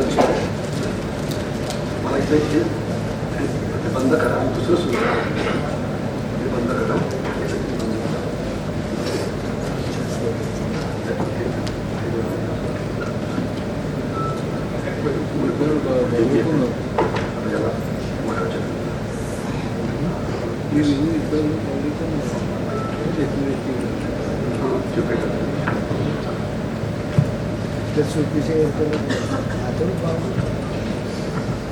ओके, आता थोडंसं आपण हायब्रिड वॉरविषयी बोलायचा प्रयत्न करू. युद्ध पारंपरिक याच्याविषयी मी बोललेलो आहे, परंतु आता अपारंपरिक युद्ध. पहिले असं वाटायचं की युद्ध करता रणगाडे आणि बंदुका आणि हे वापरलं पाहिजे, पण चीन म्हणतं नाही. चीनने एक नवीन प्रकारचं युद्ध सुरू केलं, त्याला ते हायब्रिड वॉर म्हणतात. हायब्रिड वॉर एक शब्द आहे, दुसरा आहे ग्रे झोन वॉरफेअर, तिसरा आहे अनरिस्ट्रिक्टेड वॉरफेअर, चौथा आहे मल्टी डोमेन वॉरफेअर. पण याचा थोडक्यात अर्थ असा की तुम्ही लढण्याची कुठलीही पद्धत वापरू शकता ज्यामुळे देशाचं नुकसान व्हायला पाहिजे, देशाचं आर्थिक नुकसान व्हायला पाहिजे आणि देशाची प्रगती थांबवायला पाहिजे, ज्यामुळे तो देश चीनला प्रतिस्पर्धी म्हणून पुढे येणार नाही. जरूर बॉम्ब ब्लास्ट, तुम्ही जर्मन बेकरीपाशी बॉम्ब ब्लास्ट झाला पुण्यामध्ये, काही हजार रुपयाचं नुकसान झालं. म्हणजे फार्मर्स एज्युकेशन झालं, त्यात रोज 5,000 कोटी रुपये नुकसान होत होतं. हा करोना आला, याच्यामध्ये नुकसान होतं आपलं हजारो कोटी रुपयाचं होत होतं. तर हे अशा प्रकारे तुम्ही बंद केला, तुम्ही रस्ते बंद केले, तुम्ही हिंसाचार केला, तुम्ही हे केलं, तर याच्यामुळे नुकसानही खूप जास्त होतं. तर हे जे माझं आजचं प्रेझेंटेशन आहे, या सगळ्या शूरवीरांना की जे देशाचं संरक्षण करता करता आपलं प्राणाचं बलिदान देतात, आणि त्याच्यामधला हा एक शूरवीर आहे गव्हर्नर संतोष. हा यांनी संतोष बाबू यांना महावीर चक्र मिळालं होतं गलवानच्या लढाईमध्ये, आणि जे 70 चीनी सैनिक मारले होते तर त्यांची बिहार बटालियन तिथे होती. आणि त्याच्यामध्ये एक मराठी मुलगा पण होता, पण तो इतका चुपचाप राहतो आहे, म्हणजे तो सध्या सर्व्हिस करतो आहे, त्याचं नाव मी घेत नाही, पण त्याला सुद्धा गॅलेंट्री अवॉर्ड मिळालेला आहे याच गलवानच्या लढाईमध्ये. आणि हा एक आपला अजून एक शूर सैनिक जो तिथे गेला, हा तिबेटन, ज्याला SFF म्हटलं जातं, स्पेशल फ्रंटियर फोर्स, की जे आपल्याकरता लढतात, तो पण त्या लढाईमध्ये गेला होता.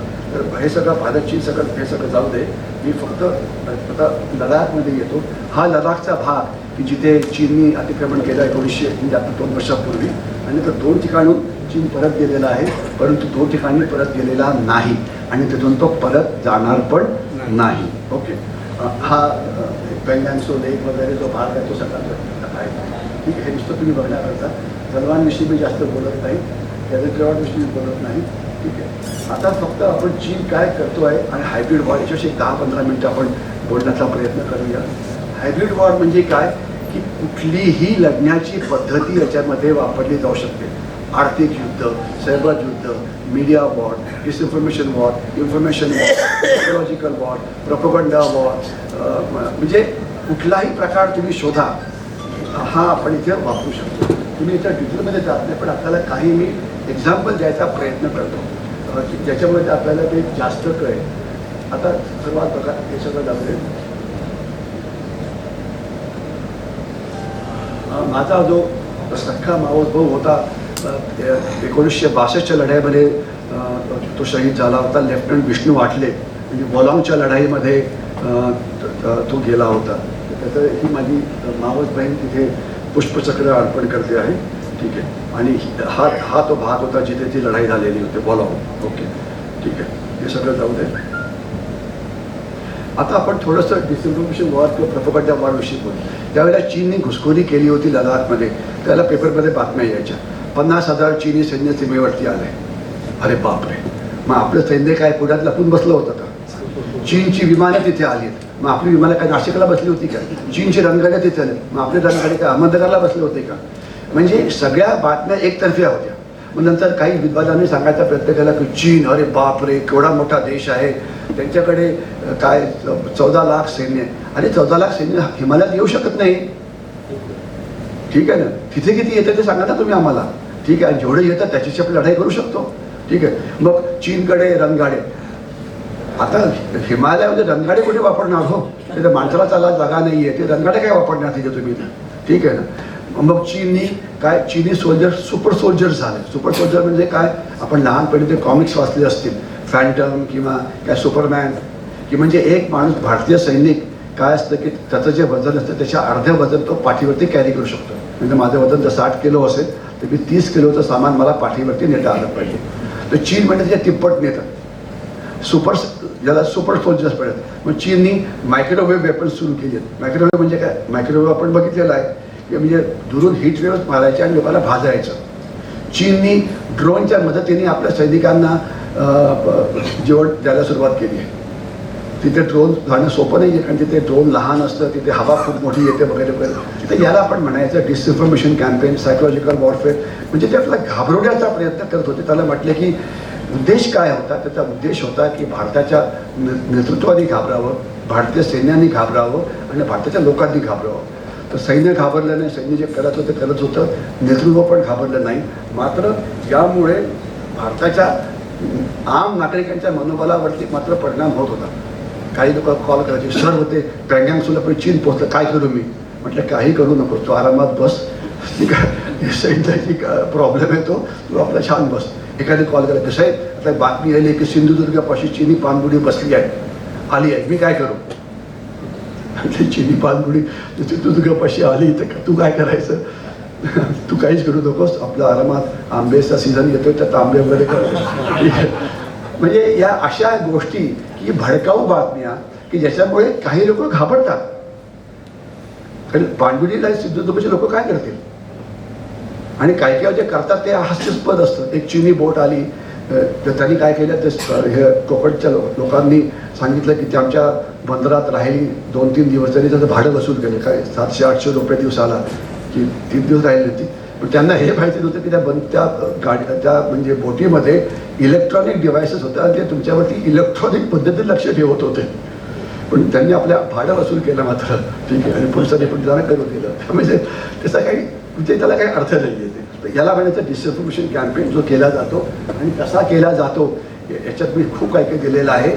परंतु महत्त्वाचं असं आहे की आज तुमच्याकडे अशा प्रकारच्या बातम्या येत राहतील, पण तुमचा भारतीय सैन्यावरती विश्वास पाहिजे, आपल्या गव्हर्नमेंटवरती विश्वास पाहिजे, आपल्या स्वतःवरती विश्वास पाहिजे की चीनशी पारंपरिक लढाई आपण कधी लढू शकतो. ज्यामध्ये आपल्याला जास्त प्रगतीची गरज आहे ते म्हणजे हायब्रिड वॉर, बाकीच्या पद्धतीत लढाई.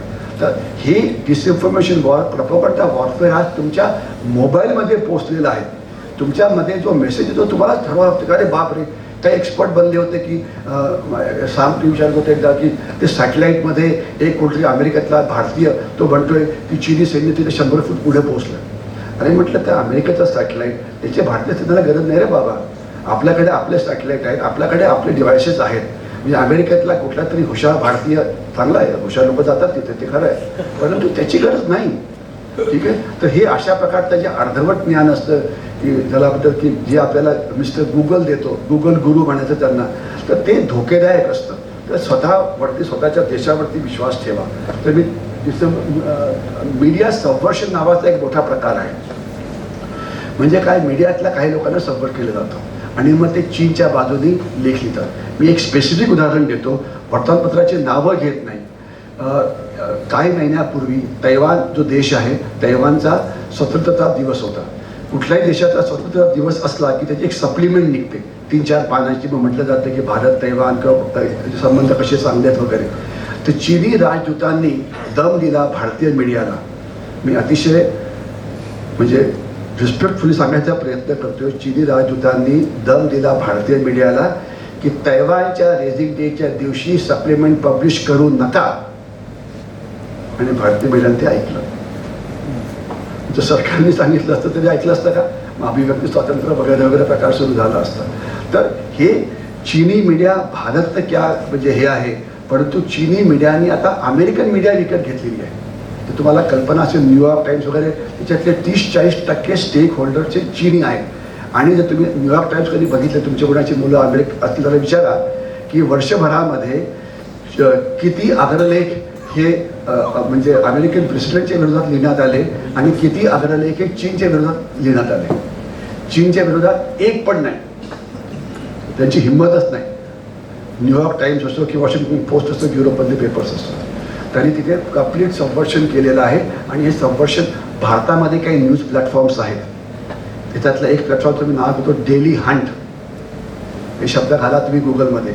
याच्यावरती चीनचं पूर्ण वर्चस्व होतं, तर चीनने त्याला विकत घेतला होता, तर आता बॅन करण्यात आलेला आहे. ओके, तर डिसइन्फॉर्मेशन कॅम्पेन करता चीनी सोशल मीडियामध्ये कशी घुसखोरी करायची हे एक मोठं आव्हान आहे. करू शकतो. कुठलेही युद्ध जिंकायला वेगवेगळ्या पद्धती असतात, परंतु त्याच्याविषयी नंतर बघू. प्रोपगंडा वॉरफेअर, तुम्ही त्याला बळी पडू नका एवढं. नेक्स्ट आहे इकॉनॉमिक वॉरफेअर किंवा इकॉनॉमिक संवर्षण किंवा ट्रेड वॉर. 2001 पर्यंत रफली भारताची आयात आणि निर्यात चीनशी एकसारखीच होती. आज चीनची निर्यात आपल्याला काही 100 अब्जाच्या आसपास होते आणि आपण जे चीनला विकतो ते काही 30 अब्जाच्या आसपास आहे. म्हणजे तो CAD आहे, करंट अकाउंट डिफिशिट, 70 अब्जाच्या आसपास आहे. चीन प्रचंड प्रमाणामध्ये चीनने भारतामध्ये घुसखोरी केलेली आहे आणि भारतीय small scale sector, middle scale सेक्टरला मारून टाकलं आहे. एक वेळ अशी होती की आपल्याला कल्पना असेल की आपल्याकडे टेलिकॉम सेक्टरमध्ये आपलं CDAC म्हणून होतं. CDAC खरोखरच चांगली कंपनी होती, वर्ल्ड क्लास होती. त्याला अक्षरशः मारण्यात आलं. आपल्याकडे एक BHEL नावाची कंपनी होती, म्हणजे अजून पण आहे, आणि भारतातलं जेवढं पॉवर सेक्टर त्याच्यावरती येत होतं, तर ती आता ते जवळजवळ हे झालं. आपल्याकडे एक HAL नावाची कंपनी होती, अजून पण आहे. HAL म्हणजे हिंदुस्तान अँटीबायोटिक लिमिटेड, पुण्यालाच आहे. तर ती बंद पडली. आणि आता जे आपले APIs आहेत हे सगळे चीनकडनं येत आहेत. आता आपण त्याच्यावरती मात करायचा प्रयत्न करतोय. आणि आता एक PLI नावाचा प्रकार आहे, प्रोटेक्टिव्ह लिंक्ड इन्सेंटिव्ह बोनस वगैरे, तर त्याखाली पुष्कळशा गोष्टी मेक इन इंडिया भारतमध्ये होत आहे. फक्त माझी एक सैनिक म्हणून एवढीच इच्छा आहे की तो वेग वाढावा. आपण खूप काही काही करतो आहे. आणि आपल्याला कल्पना असावी की समजा एक 4 वर्षापूर्वी आपण आपले 70% शस्त्र भारतीय सैन्याची ही आयात करत होतो, अमेरिका किंवा सोव्हिएट युनियन किंवा इस्रायल वगैरे. आता आपण 13,000 कोटी रुपये शस्त्राची निर्यात केलेली आहे. आपलं ब्रह्मोस जे आपलं मिसाईल आहे, एक चांगलं मिसाईल आहे ते, तर ते आपण ऑलमोस्ट फिलिपिन्सला विकत घ्यायचा त्याचा करार झालेला आहे. आणि आपलं जे लाईट कॉम्बॅट एअरक्राफ्ट तेजस आहे ते ऑलमोस्ट घेणार आहे 5-6 देश. म्हणजे एक वेळ अशी होती की त्यावेळेला आपली विमानं घ्यायला आपलंच एअरफोर्स तयार नव्हतं, म्हणून काय की ते वर्ल्ड क्लास नाही आहे. मग एक मनोहर पर्रिकर आले, त्यांना खरोखर त्यांचं कौतुक करायला पाहिजे. त्यांनी ऑलमोस्ट फोर्स केलं एअरफोर्सला हे विमान घेण्याकरता. त्या विमानामध्ये एक 50-60 कमी होत्या, आता त्यातल्या 50 कमी झाल्या, 5 अजून शिल्लक आहेत. ठीक आहे, तर ते आता जे LCA Mark II येईल त्याच्यामध्ये बाकीच्या 5 काढल्या जाते. आपल्या शस्त्रावरती जर आपलाच विश्वास नसेल तर परदेशातले लोक ते शस्त्र काय विकत घेतील ते. एनिवे, मेक इन इंडिया, आत्मनिर्भर भारत बऱ्यापैकी प्रोग्रेस चाललेली आहे. आणि हे जे आहे दूरसंचार, आपले जे स्विचेस आहेत सगळे चीनी, आपले हँडसेट सगळे चीनी. आता पुष्कळ फरक पडतो आहे. आता हे दिवाळी दसरा काय त्याच्यात चीनने उच्छाद मांडला होता की काय, हे बाजारपेठेत जे सामान असायचं 70-80% सामान हे चीनी बनावटीचं असायचं. आता ते आशा करूया की चीनी खेळणी, चीनी फटाके हे सगळं बंद पडेल. तर स्वदेशी हे व्हायला पाहिजे, बी इंडियन बाय इंडियन वगैरे वगैरे. ॲक्च्युली या सगळ्याच त्यामध्ये बोलायला वेळ लागेल, पण मी नुसतं एक तर T20चा जमाना आहे, स्लॉग शेवटचा ओव्हर येतो तर प्रत्येक बॉलला 6 मारावी लागते. तर ती मी ते बंद करतो आणि तिकडनं मला पण इशारे मिळतात की बस करा आता. ठीक आहे, तर मी बरोबर पुढे जातो. ओके, आणि हे एक आहे चीनी ससा आणि भारतीय कासव, याच्यामध्ये एक शर्यत सुरू आहे. चीनी ससा आणि भारतीय कासव. आणि आपल्यातली ज्यांनी हिसाब नीती वाचली असेल त्यांना कल्पना आहे की कोण जिंकतं हिसाब नीतीमध्ये. कासव जिंकतं. कासव का जिंकतं, कारण ते ध्येयवादी असतं. आजूबाजूला जे मोह पडणाऱ्या ज्या गोष्टी असतात त्याला मोह पडत नाही, ते ध्येयाकडे चालत जातं. तर तसंच आता होतं आहे का? या क्वार्टर, हा जो क्वार्टर आहे यात तर झालेला आहे. आता पुढच्या क्वार्टरचं बघूया टाइम्स ऑफ इंडिया काय म्हणते ते. Cyber war. सायबर वॉर म्हणजे आपल्याला लँड बाउंड्रीज करायच्या, हे करायचं, त्याचं सायबर बाउंड्री सुद्धा आहे. आपल्या इलेक्ट्रिसिटी ग्रीडवरती चीननी हल्ला केला होता आणि 12 तास मुंबईची इलेक्ट्रिसिटी बंद पडली होती. कल्पना आहे आपल्याला? आणि मुंबई ही भारताची आर्थिक राजधानी आहे आणि ते केवळ डेमॉन्स्ट्रेशन होतं. 12 तासाचं 120 तास सुद्धा होऊ शकतं. आपल्याला तो इशारा होता. तर सायबर वॉरमध्ये आता आपण आपली रक्षा करण्याकरता जी पद्धती आहे ती दिलेली आहे. बऱ्यापैकी आपण आपलं स्वतःचं रक्षण करतो आहे. कुठलेही मोठे सायबर हल्ले झालेले नाही आहेत, परंतु प्रायव्हेट कंपनीजवरती मात्र सायबर हल्ले होत आहेत आणि सायबर क्राईम वगैरे जे आहेत ते मोठ्या प्रमाणात वाढलेले आहेत. हा सुद्धा सामान्य माणसाचा विषय आहे. कारण तुमच्या मोबाईलमध्ये काही आलं, मोबाईल हॅक झाला, तुमची ईमेल हॅक झाली, तर ते प्रॉब्लेम तुम्हालाच होतो. तर ते पुन्हा पुन्हा सांगितलं जातं की ईमेलचं पासवर्ड बदली करा, हे करा, ते करा. तर तुमची ईमेल वापरून मग काही काही गोष्टी केल्या जातात. हे तुम्हाला कल्पना असतात. फेसबुकवरच्या फेक पोस्ट म्हणा, हे म्हणा, ठीक आहे. आज यूट्यूबवरती अनेक अशा पोस्ट टाकल्या जातात की दुसऱ्या कोणाचं हे वापरून. तर त्याकरता सध्या लढाई सुरू आहे आपली, गुगलशी असो की मायक्रोसॉफ्टशी असो. बघूया काय होतं. लिगल वॉरफेअरविषयी मी 2 मिनटं बोलतो. वेदांत नावाची कंपनी होती चेन्नईमध्ये, तामिळनाडूमध्ये. कॉपर शुद्धीकरणाचा कारखाना होता. तर तिथल्या काही संघटना तयार झाल्या ज्यांना चीनने पैसे दिले की हे यामुळे पर्यावरणाचं नुकसान होतं आहे. हायकोर्टमध्ये गेले आणि हायकोर्टने रुलिंग दिलं की बंद करा. आता कॉपर कारखाना बंद करायचा तर भारतात कॉपरचा वापर थांबला आहे का? की कॉपरला काही ऑल्टरनेटिव्ह मिळालं का? की ॲल्युमिनियम म्हणा किंवा अजून काय जे असेल ते? अजिबात नाही. कॉपर कारखाना वेदांताचा आपण तिथे बंद केला आणि त्यानंतर आपण आयात करायला सुरुवात केली कॉपर. कोणाकडनं? तर चीनकडून. आपल्याला कल्पना असावी की 2 वर्षापूर्वी, थोडी डेट मागे पुढे होत असतील, म्हणजे आफ्टर लॉकडाऊन, एक चीनमधला हँडसेट बनवणारा कारखाना दिल्ली आपला बँगलोरला आला तो. आणि त्यांनी बँगलोरमध्ये आपले हँडसेटची हे करायची ठरवली. तर तिथले कामगार संपावरती गेले की आम्हाला पगार पुरेसा नाही. त्यांनी तिथे जाळपोळ केली आणि 600 कोटी रुपयाचे त्यांनी हँडसेट चोरी केले. ते चोरी झाले, समजा संध्याकाळी ते गोष्ट घडली असेल 5-6 वाजताची काही. 2 तासाच्या आत चीनचं वर्तमानपत्र, सर्वात मोठं वर्तमानपत्र आहे ग्लोबल टाइम्स, हे त्यांचा नंबर 1 पेपर आहे, ठीक आहे. त्याच्यामध्ये अग्रलेख की भारतामध्ये औद्योगिक कारखाने हे सुरक्षित नाही, या सगळ्यांनी वापस कुठे यावं? चीनमध्ये. आज दिव्य मराठीने लेख लिहायचा म्हटला त्याला 24 तास लागतात. हो, म्हणजे त्यांना हे पहिलेच माहिती होतं. आता नशिबाने ते नंतर मग त्याला सगळे ते हँडसेट पकडण्यात आले, त्याला परत आणलं, तो कारखाना पुन्हा सुरू झालेला आहे. आणि आता जवळजवळ 25-30% एक्सपोर्ट्स आपण जी हँडसेटची करतो ते त्या कारखान्यातून होते. आत्ताची आपल्याला लेटेस्ट बातमी माहिती पाहिजे, पेपरमध्ये पण आलेलं आहे की 3-4 चीनी कंपन्या आहेत हँडसेट बनवणाऱ्या. वायबो आहे, अजून 3-4 नाव आहेत.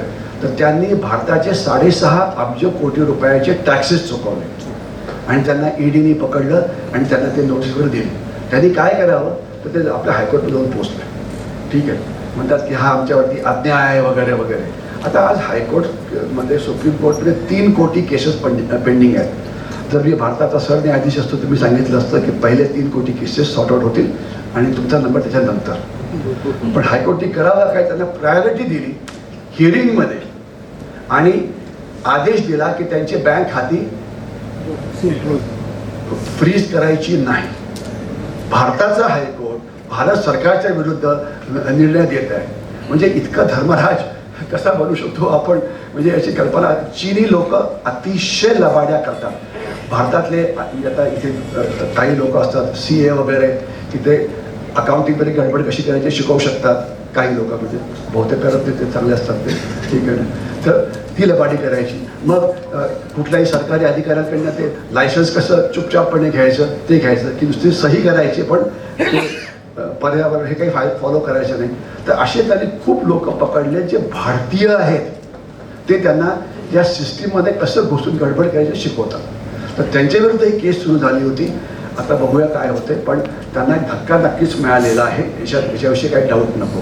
आणि चीननी फक्त एवढंच म्हटलं की त्यांना फक्त कायदेशीरित्या काम करा, बाकी त्यांना जमणार नाही. आणि जो त्याचा जो मॅनेजर होता तो पळून गेला.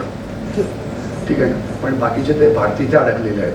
तर याला लिगल वॉरफेअर म्हणायचं की ज्यामध्ये ते आपलं नुकसान करतात. आणि त्याचं एक शेवटचं उदाहरण मी म्हटलं की चीनी सीमेवरती जे भारतीय सैन्य आहे त्यांना शस्त्र वापरायचा अधिकार नाही. 2001 ते 2004 या कालावधीमध्ये आपण चीनबरोबर 4 ॲग्रीमेंट्स केल्या. त्याला पीस आणि ट्रँक्विलिटी ॲग्रीमेंट असं म्हणतात. इंग्लिश खूप छान आहे, पीस आणि ट्रँक्विलिटी. त्याचा अर्थ काय की सीमेवरती सैन्य हे शस्त्र वापरणार नाही. मग ते सैन्य ठेवलंच कशाला हो? त्यांना सगळं सैन्य डिस्बँड करून टाका ना, पाठवा त्यांना पोलिसांना तिथे. म्हणजे आपण आपलं सैन्य सीमेवरती निष्क्रिय करून टाकलं. आणि 2001 ते 4च्या वेळामध्ये 4 ॲग्रीमेंटच्या झालेलं आहे. ठीक आहे. तर अशा प्रकारे लिगल वॉरफेअर ते आपल्याशी लढतात. मीडिया वॉरफेअर याच्याविषयी जितकं बोलू इतकं कमी आहे. यांनी वेगवेगळ्या ठिकाणी भारताच्या विरोधात, म्हणजे भारतीय मीडियामध्ये येतं, टी व्ही चॅनल्सवरती येतं, इकडे तिकडे येतं, काहीतरी उलट्या सुलट्या बातम्या सोशल मीडियावरती भरपूर प्रमाणामध्ये असतात की ज्याच्यामध्ये तथ्य काही नसतं. आणि आपण त्यांच्या विरोधात काहीही करू शकत नाही. त्यांच्या प्रिंट मीडियात आपण एंट्री करू शकत नाही, त्यांच्या इलेक्ट्रॉनिक मीडियात एंट्री करू शकत नाही, त्यांच्या सोशल मीडियात एंट्री करू शकत नाही. म्हणजे आपण फक्त स्वतःचं रक्षण करण्यामध्ये हे गुंतलेलो आहे. तर मीडिया वॉरफेअर हे एक फार मोठं आहे. आणि त्यांनी जगातली बहुतेक सगळी वर्तमानपत्रं विकत घेतली मोठ्या देशातली. आणि तुम्हाला कल्पना पाहिजे की ज्यावेळेला हा चीनी व्हायरस सुरू झाला तर WHO म्हणजे वर्ल्ड हेल्थ ऑर्गनायझेशन ज्यांचं काम आहे सांगणं, ते चुपचाप बसले होते. ते त्यांना माहिती आहे की चीनमधून सुरू झालं आहे, वुहानमधून सुरू झालं आहे, पण ते बोलायला पण तयार नव्हते. कारण काय? कारण त्यांचं 50 ते 60% बजेट आज WHOचं कोण देतं? चीन देतं. आज युनायटेड नेशन्सच्या जवळजवळ 40-50 ऑर्गनायझेशन्स आहेत. हायब्रिड वॉरचा प्रकार आहे बरं का. एक प्रकार आहे UNHRC, United Nations human rights commission, म्हणजे ह्युमन राईट्सवरती आहे. ते तिबेटविषयी बोलायला तयार नाही, ते आपल्या याच्याविषयी बोलायला तयार नाही. झालं ना? अच्छा, मला वाटलं की माईक घ्यायला आपण ठीक आहे, आपली लवकर बरं. तर हे यांचं बजेट पुष्कळ जास्त आहे आणि लबाड्या ते करत राहतील. तर ते आपण कसं करायचं तो वेगळा विषय आहे. आणि चीन पॉलिटिकल वॉरफेअर करतं, लोन वॉरफेअर करतं, डिप्लोमॅटिक वॉरफेअर करतं, अनेक प्रकारचे वॉरफेअर. मी फक्त एकच शब्द बोलतो आणि कारण सध्याच्या परिस्थितीविषयी काही वेळा बोलणं ठीक वाटत नाही, कारण थोडी स्वतःच्या सुरक्षेची पण भीती असते. पण एक तुम्हाला सांगतो, KGB एक गुप्तहेर संस्था आहे आपल्या कोणाची, रशिया किंवा USSRची. त्यांचा एक एजंट होता, त्याचं नाव होतं मिट्रोखिन. नाव मी पुढे सांगतो, मिट्रोखिन. आणि मग KGB अनेक ऑपरेशन्स करायची. तर हा मिट्रोखिन हा पळून गेला रशियामधून आणि 10 वर्ष तो गायब होता. आणि मग 99 किंवा 2000 साली तो प्रगट झाला युरोपमध्ये. त्याला वाटलं की आता आपण सेफ होतो. आणि त्यांनी एक पुस्तक लिहिलं, त्या पुस्तकाचं नाव आहे मिट्रोखिन आर्काइव्स, म्हणजे मिट्रोखिनच्या आठवणी, किंवा ती KGBनी जगामध्ये केलेली ऑपरेशन्स आहेत, इंटेलिजन्स ऑपरेशन. तर जगाशी आपल्याला काय करायचं? जो बायडन आहे ते आता ऋषी सुनाक वगैरे काळजी घेतली त्याची थोड्या वेळानंतर. पण आपण फक्त भारताविषयी बोलू. भारताविषयी एक पूर्ण चॅप्टर आहे त्या पुस्तकामध्ये. गुगलमध्ये नाव घाला, मिट्रोखिन आर्काइव्स आणि भारत. 30-40 त्याच्यातली सगळी नावं तुमच्या ओळखीची आहेत. जेवढं सांगतो मी जास्त बोलणार नाही. त्याला असं इंटरेस्ट तरी खुशाल जावं तिथे मिट्रोखिन आणि ते आर्काइव्स ते बघावे. आणि आज तशाच प्रकारचे ऑपरेशन्स अनेक एजन्सीज करतात आणि ते करण्याचं कामच असतं वेगवेगळ्या कारणाकरता. पण सध्या जिथे सर्वात जास्त धोका आपल्याला आहे तो चीनचा आहे. कारण चीनचं काय आहे की बाकीच्या लोकांच्या इंटेलिजन्स एजन्सी असतात, म्हणजे पाकिस्तानची ISI किंवा हे, चीनमध्ये चीनचा प्रत्येक नागरिक हा गुप्तहेर असतो. तो कॉर्पोरेट वर्ल्डमध्ये असो की स्टुडंट असो की हे असो वगैरे. आणि त्यांनी भारतीय युनिव्हर्सिटीजमध्ये चायना स्टडी सेंटर सुरू करण्याचा प्रयत्न केला होता, सुरू झाली होती. मुंबई युनिव्हर्सिटीमध्ये कॉन्फ्युशियस सेंटर सुरू झाली होती. काम काय? आपल्या विद्यार्थ्यांना मूर्ख बनवायचं आणि त्यांना चीनचं हे हस्तकरून त्यांना घेऊन जायचं करायचं. ती थांबवण्यात आलेली आहे आता फक्त एक दोन प्रायव्हेट युनिव्हर्सिटीमध्ये ती आहेत. नाव त्यांचं घेतलं, दिल्लीमध्ये एक युनिव्हर्सिटीत आहे, बाकीच्या सरकारी तिथे कुठेच नाही आहे. ठीक आहे. तर ते तुमच्या मनामध्ये घुसखोरी करतायत आणि तुम्हाला म्हणजे चीनचे ते हस्तक बनवण्याचा प्रयत्न करतायत. ओके, हे सगळं जाऊ दे. ट्रेड वॉर हा एक मोठा प्रकार आहे. ट्रेड वॉरमुळे आता मात्र आपला फायदा होतो. चीनमध्ये त्यांची आर्थिक व्यवस्था उद्ध्वस्त झाल्यामुळे आता त्यांच्या पेट्रोलियम प्रॉडक्ट्स खूप कमी घेत आहेत ते विकत, त्यामुळे त्या पेट्रोलच्या किमती थोड्या कंट्रोलमध्ये येणार आहेत. तर तो भारताकरता फायदा आहे. त्याच्यामुळे रशिया आपल्याला अजून जास्त तेल द्यायला तयार आहे. फक्त आपली रिफायनिंग कॅपॅसिटीचा प्रॉब्लेम आहे, कारण आपल्याकडे रशियाचं तेल थोडं वेगळ्या प्रकारचं असतं. ते हेवी क्रूड आहे. आपल्याकडे आपली जे रिफायनरीज आहेत ते थोडेसे ते लाईट क्रूड हे करतात, तर थोडी मॉडिफिकेशनची गरज आहे, परंतु येणाऱ्या काळामध्ये ते होईल. मग सॉफ्ट पॉवर, ठीक आहे ना, चीनी भाषा, चीनी हे वगैरे, चीनी स्कॉलरशिप, पण चीनच्या अनेक वीक पॉईंट्स आहेत. एक वीक पॉईंट आहे तिबेटचे लोक नाखुश आहे. दुसरा वीक पॉईंट आहे चीनी नागरिक. चीनमध्ये कुठलीही सोशल मीडिया नाही. चीन कर्जबाजारी झालेला आहे. चीनमध्ये विषमता आहे. चीनमध्ये एक खालती एका लग्नाची दुसरी गोष्ट, एक सिरियल होत होते पहिले, तर चीनमध्ये आता मुलं म्हणजे कमी व्हायला लागलेली आहे. म्हणजे death rate is more than the birth rate. आणि China is aging, Europe is aging, India is not. हे सगळं चीनी पाणी, वॉटर वॉर वगैरे, कधी त्याच्यानंतर बोलू, माओवादी, कधी नंतर बोलू नक्षलवादी वगैरे वगैरे. आपण सुद्धा अनेक गोष्टी करतो आहे. आपण सुद्धा रस्ते बांधतो आहे, आपण सुद्धा सॅटेलाईट तयार करतो आहे, आपण सुद्धा बायपास करण्याचा प्रयत्न करतो आहे वगैरे वगैरे. हे सगळं आपण आता थांबूया आणि फक्त एक शेवटचा मी सांगायचा प्रयत्न करतो की हे एक सीताराम केसरी म्हणून काँग्रेसचे नेते होते. ही सेकंड लास्ट स्लाईड आहे, म्हणजे उत्साह लोकांचा वाढेल आता, की सीताराम तिथे चीनला जाणार होते आणि त्यांनी म्हटलं होतं, त्यांचं ब्रीफिंग केलं कि चीन कैसा वागतो. तो सीताराम केसरी म्हणाले की हाँ मला कळालं की चीन जो है वो जो दिल्ली ट्रांसपोर्ट की बसेस के मुताबिक बर्ताव करता है, यानी कि जब लेफ्ट को सिग्नल देता है तो राइट को टर्न करता है. ठीक आहे, म्हणजे चीन कसा वागतो हा एक विषय इथे सीताराम केसरी करते. एक अतिशय अर्ली पॉलिटिशियन होते म्हणजे ते. तर चीन विषयी आपण हे सगळं करायला पाहिजे आणि चीनच्या लढण्याच्या ज्या पद्धती आहेत त्या सगळ्या समजायला पाहिजे, शिकायला पाहिजे. आणि भारताने त्यांची सर्वसमावेशक राष्ट्रीय ताकद वापरून चीनच्या विषयी लढायला पाहिजे. याच्यामध्ये सॉफ्ट पॉवर आहे, ज्याच्यामध्ये हार्ड पॉवर आहे, आणि याच्यामधला मोस्ट इम्पॉर्टंट कॉम्पोनंट आहे भारताचा नागरिक, देशभक्ती, देशप्रेम, कर्तव्यशील. सगळी व्यर्थ चर्चा, बंद, हे ते सगळं थांबवा आणि चीनप्रमाणे फक्त एकच काम करा, काम काम काम आणि काम. विद्यार्थी असाल तर अभ्यास अभ्यास अभ्यास आणि अभ्यास. शिक्षक असाल तर शिकवणं. जर आपण प्रत्येक क्षेत्रात जर वर्ल्ड क्लास बनलो तर आपण चीनचा मुकाबला हा करू शकतो. मला वाटतं मी इथेच थांबतो. आपण इतकं मला बोलण्याची संधी दिली त्याकरता धन्यवाद. आणि मी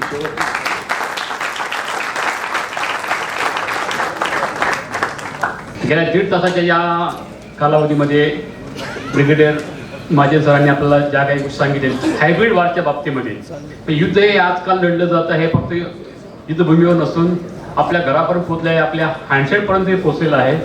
त्यामुळे युवा पिढीला हे फार मोठ्या प्रकारे एक शिकवण सरांनी दिलेली आहे ठिकाणी, की आपण घरात बसून विद्यार्थी म्हणून विद्यार्थी राहिलं पाहिजे, शिक्षक म्हणून शिक्षकाचं काम निभावलं पाहिजे, आणि ऑफिसर असेल, एखादा अधिकारी असेल तर त्या अधिकाराचं कर्तव्य निभावलं पाहिजे.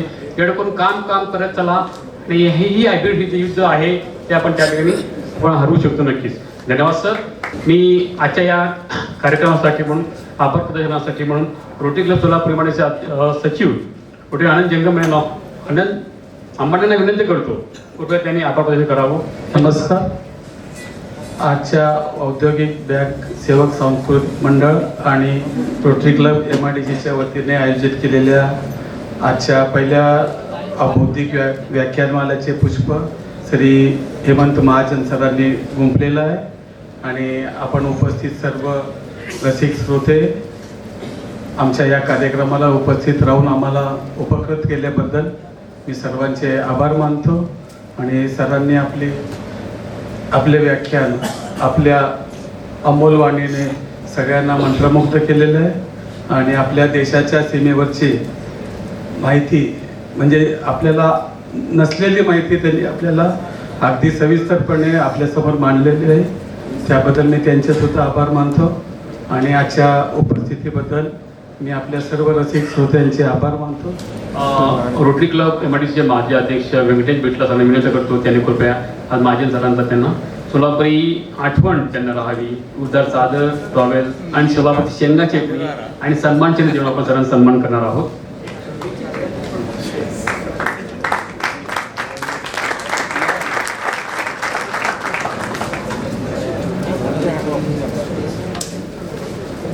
सोलापूरची जगप्रसिद्ध अशी उद्धार चादर, टॉवेल, नॅपकिन आणि सोलापूरची गाजरी शेंगा चटणी आणि सन्मान चिन्ह देऊन आपण सरांचा सन्मान करतो आहोत.